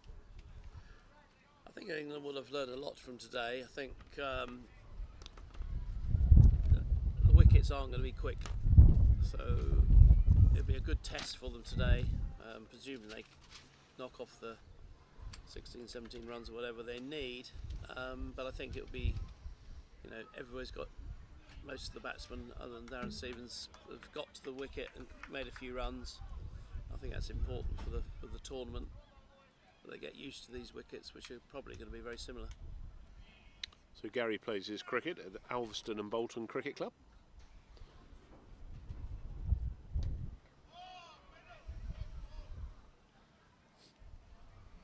South African by birth, along with his brother Sean, who's the batsman next in. A lot of South Africans in this team then, with Compton, 2 Parks. Yes, yes. There's probably some more somewhere, but I'm not sure. A little bit short of that, and that's pulled away. That's going to go for 4, I think. Yeah, that's just going to beat the fielder. So he gets off the mark with a 4, and Rene just dropped that a little bit short, but Gary Park, quick on his feet, seized onto that and placed that nicely between the 2 fielders. Yeah, he played his cricket at Durham County Cricket Club and Derbyshire, along with Cambridgeshire and Buckinghamshire. So a very experienced cricketer.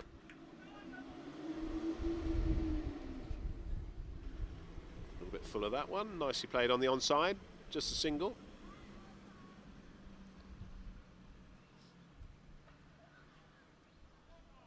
Takes the score on to 140 for 4 off 33. So 10 runs needed for England to wrap up this game.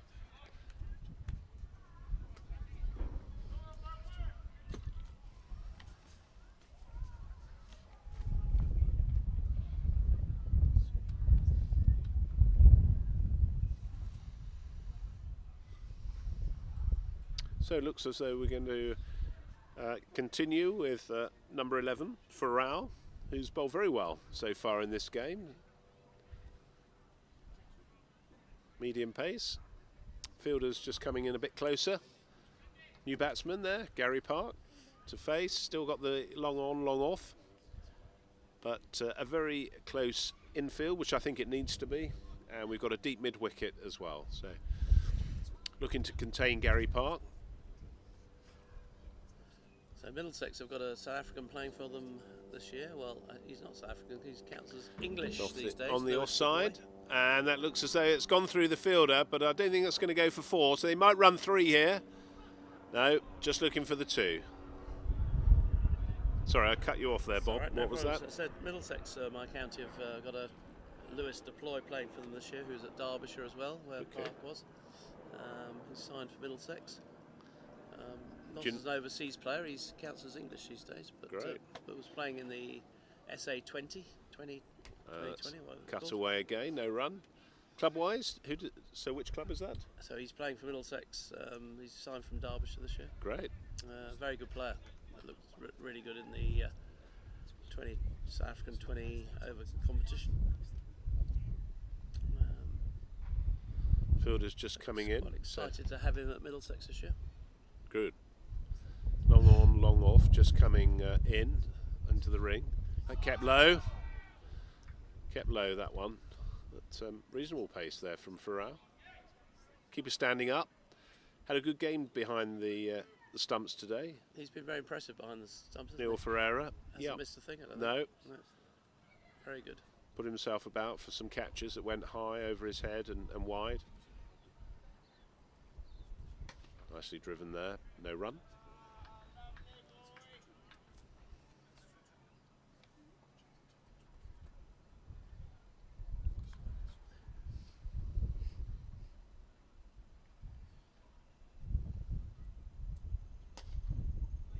Nicely driven for no run.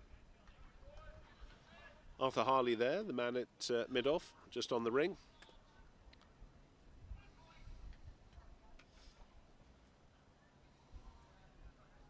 That's nicely played. Yeah, it's a slightly slower ball there from good thinking from Farrell there. So that's the end of the over. Gary Park's on 7 off his 8 balls, and Justin Bishop's on 8 off 21 balls. So both very watchful. Change of bowling, I think, here.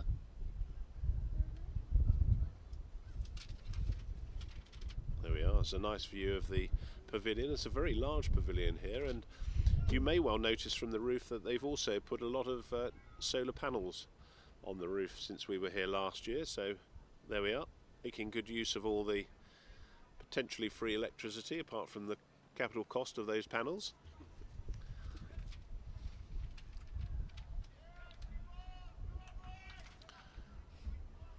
No doubt there's plenty of restrictions on how much you can generate in terms of electricity, but it's good to see that sustainability from the club. A little bit short. Oh, and he's big shout for LBW there, and he's been given. So Bishop's out. LBW was a quicker ball from Harley there. Just got caught on the back foot. So he's out for 8 runs. LBW to Harley. So that's another wicket falls, and yeah, England now down to number 7 with Sean Park coming in as the new incoming batsman. Nice to see the Zimbabwe team there. Drinks being brought on, great support from the non-playing staff today, and that's what it's all about as well. It is a competition where all 16 players, you know, form very much part of the team. It's not about the 11 on the field, it's about the whole 16 and the support team. And I've been very impressed with the Zimbabwe team. The players have been running around the outfield giving drinks to the in these very hot conditions to the bowlers. So great to see the guys bringing on the water, supporting their teammates. So England just need a little bit of solidity here. Just take the singles, nudge and nurdle it around. No pressure there. It's a good test for England here. Yeah, as I was saying earlier, I think it's good that we've got a few batsmen in and having a look at the conditions, because it's not easy. That kept a little bit low by the look of it, and umpire quite rightly took his time to make the decision, but it looked pretty plumb from our commentary position. The batsmen have any complaints on that front. So Sean Park's the new batsman there, comes forward. Comes on a little bit quicker than I think, looking at from where we are, Harley, with his left arm. Yeah. It's almost like an arm ball he's bowling, rather than the tweakers that Rene was bowling. Oh, did you see that bounce? And that's almost at head height there, and he just ducked out of that. So just what you were saying, Bob, gives you a little bit of an impression it's very indifferent, the bounce there. Yeah, it's as I think we've been saying. Oh, that one's been caught in the slip and not out. thrown by the skipper, I think, there at first slip. I think, I think we've been saying all along that 180 odd would have been very testing. I think this is looking at the score at the moment, very proved right. 5 down, 142, and it's not been easy. It's not been A bit more flight, and that's a gift. So that is a gift from Zimbabwe after all that hard work. Yeah. They've just flighted that up, and Park's just taken full use of that. Yes, he bowled so well. Bit flatter and straighter. Flat, and then he kind of throws one up in a big full toss before. But anyway, England will be very happy. Just places it down the leg side. They're going to run hard here. The two Park brothers. Could just the two. I think Doug Marilia is chasing that. Throws in. So that takes the score on to 148. There's 2 wanted. For 5. But I said 2 runs required. A very good test for England, I think.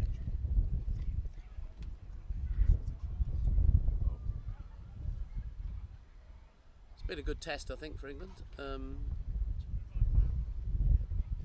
it's all good.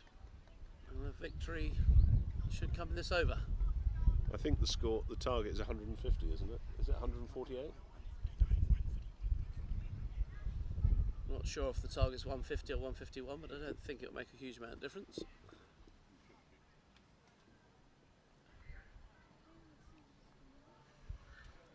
Zimbabwe quite rightly have pulled everybody into the circle.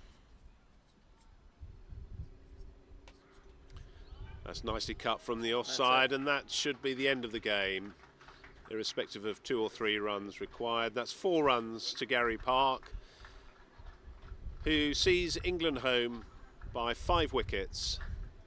So a very good contest between England and Zimbabwe. England win by 5 wickets. Handshakes all round. Great performance by the Zimbabwe team there. At one point it looked as though they were dead and buried with only 1 wicket taken, but they fought all the way in this very hot environment here at Western Province, and yeah, I think they'll be competitive in some of the other games. I think it'll be interesting. It's an interesting group, and I think if they play to their potential, they'll might cause the odd upset here and there. Yes, indeed.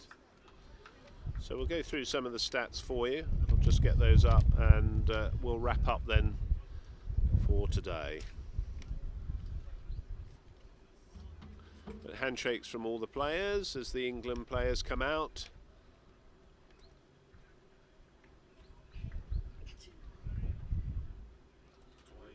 So England's final score was 152 for 5. I believe the updated target was 149. Handshakes all around. Just to give you a little bit of a flavour of the Zimbabwe innings, Neil Ferreira, the wicketkeeper, scored 5. Trevor Gripper, 36. Arthur Harley, 0. Gavin Rennie, 1. Pete Rinker, 16. Douglas Marilia, 35, he's their skipper. Mark Nicol, 14. Stephen Trenchard, 0. Robertson Chinyangateri, 21. And Mark Farrell, who bowled very well, scored 4. The last man out was Sean Bell, who was out for 0. Johnny Whiteman, the England bowler, took 1 wicket for 23 or 5. George Brooksbanks, 2 for 24 or 6. Darren Stevens, no wicket for 12 or 4. Justin Bishop, no wickets for 20 or 4. Mohamed Akhtar, 2 for 24 off 7 with his leg spin. Ben Fraser bowled very tight, 2 for 29 off 7. Chris Swallow, 0 for 10 off 3. And Gary Park, pick of the bowlers for England at the end. 3 wickets for 6 runs off 1.2 overs. We'll give you the England batting shortly.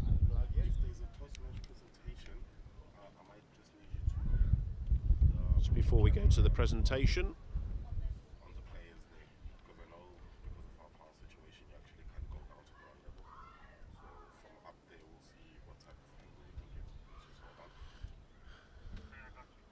England's innings. Chris Hewison was LBW to Arthur Harley for 15.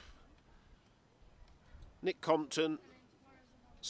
Hewison was 43. Simon Birtwistle was 15. Nick Compton, 54 of 83 deliveries. Darren Stephen scored 3. Justin Bishop, 8. Gary Park, not out, 11. And Sean Park, his brother, not out, 6. 152 for 5. The bowlers for Zimbabwe, Peter Rinker, 4 overs, 0 for 12. Austin Corkin, 2 overs, 0 for 16. Arthur Harley, 5 overs, 2 for 30. Simon Seager, 9 overs, 0 for 35, bowled very tightly. Doug Marilia, 0 for 18 or 5. Mark Farrell, probably the pick of the bowlers for Zimbabwe today, 7.1 overs, 2 for 17. Trevor Cripper, 1 over, 0 for 7, and Gavin Rennie, 2 overs, 1 for 12. So a good all-round performance by both teams there today. England win by 5 wickets and a very enjoyable game of cricket. So we'd like to thank you on behalf of Pitch Vision, myself, Tony Wood and Bob Baxter.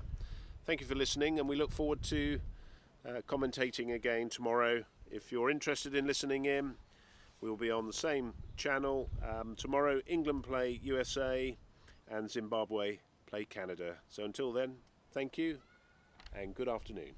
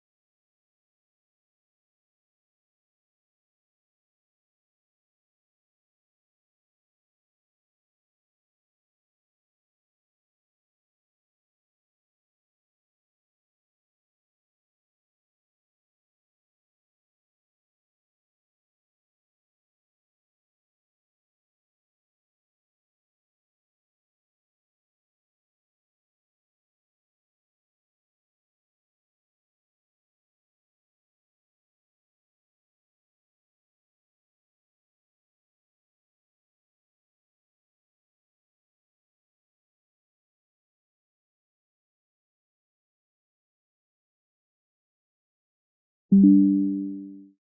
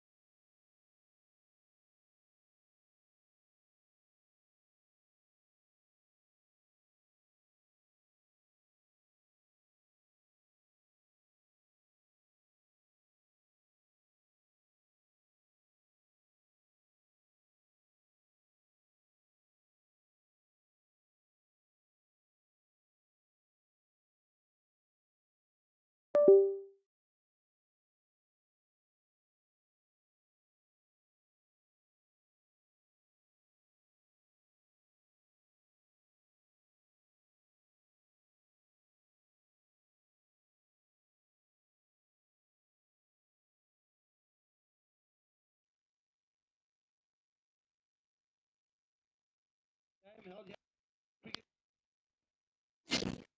in the setting. Zimbabwe, England, five. Yep. Over 40 Cricket World Cup match number 1. Our sincere umpires, Daryl O'Sullivan from and Jatin Kavu from US Committee.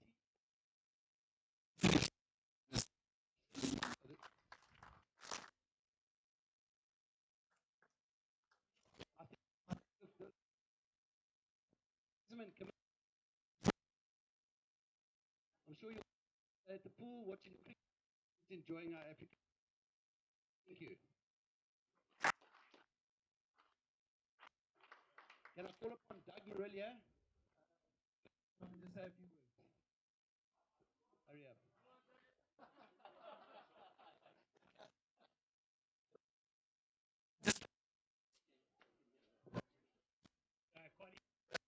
Hey guys, I think we were out, well bowled, well batted, got a bit tight at the end. Probably would have liked it, but we thought it made us look really good. Appreciate that.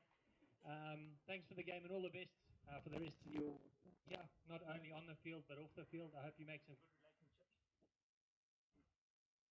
You make.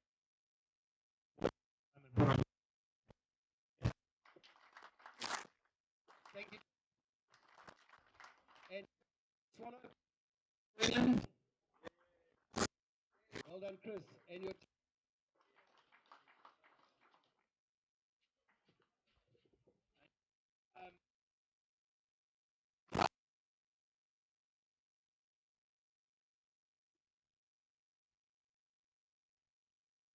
was a bit tighter than we wanted at the end, so thank you very much for that. But I think it was really good for us personally to get out there and eat, and also facilities. You've been thoroughly looked after today, so thank you to everybody here. Thank you.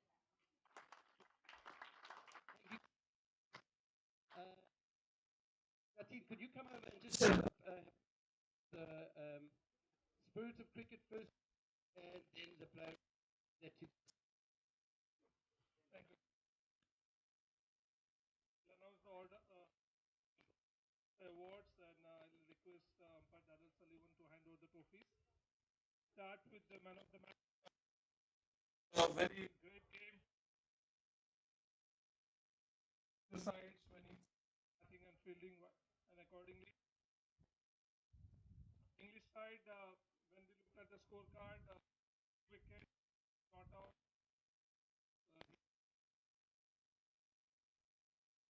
149, but it goes to the man of the match award goes to Nick Compton for his handsome 50.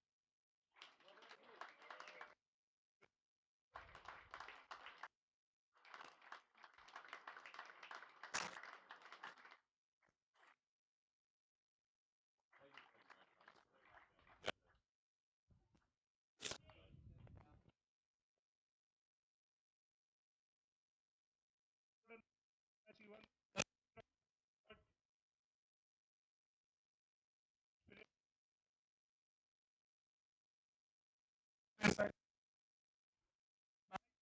Down there to make it the I think 16th or 17th over, the one puppy ran over, and then we stopped the game for a minute.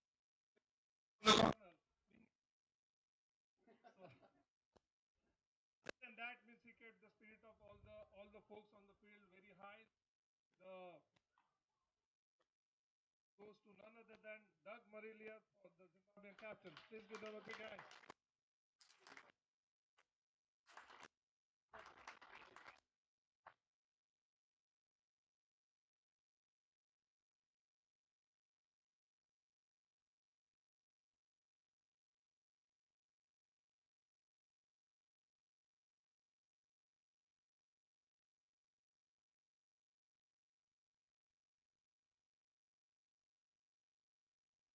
He's been,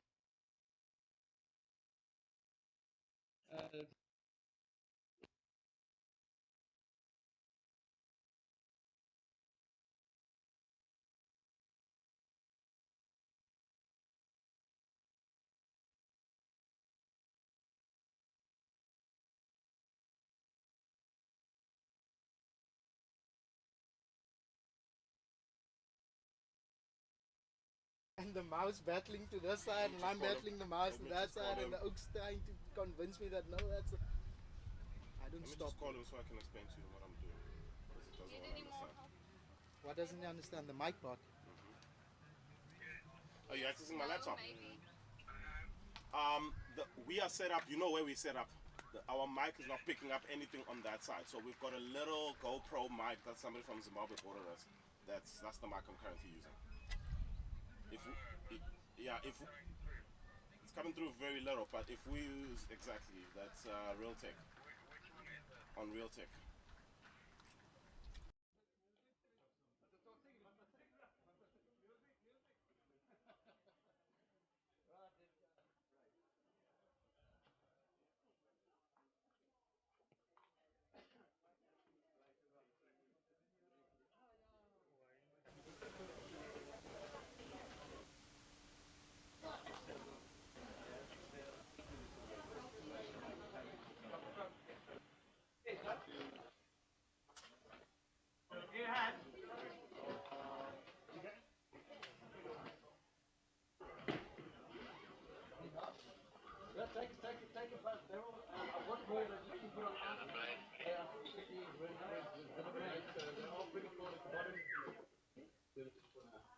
Let's have a beer, levels.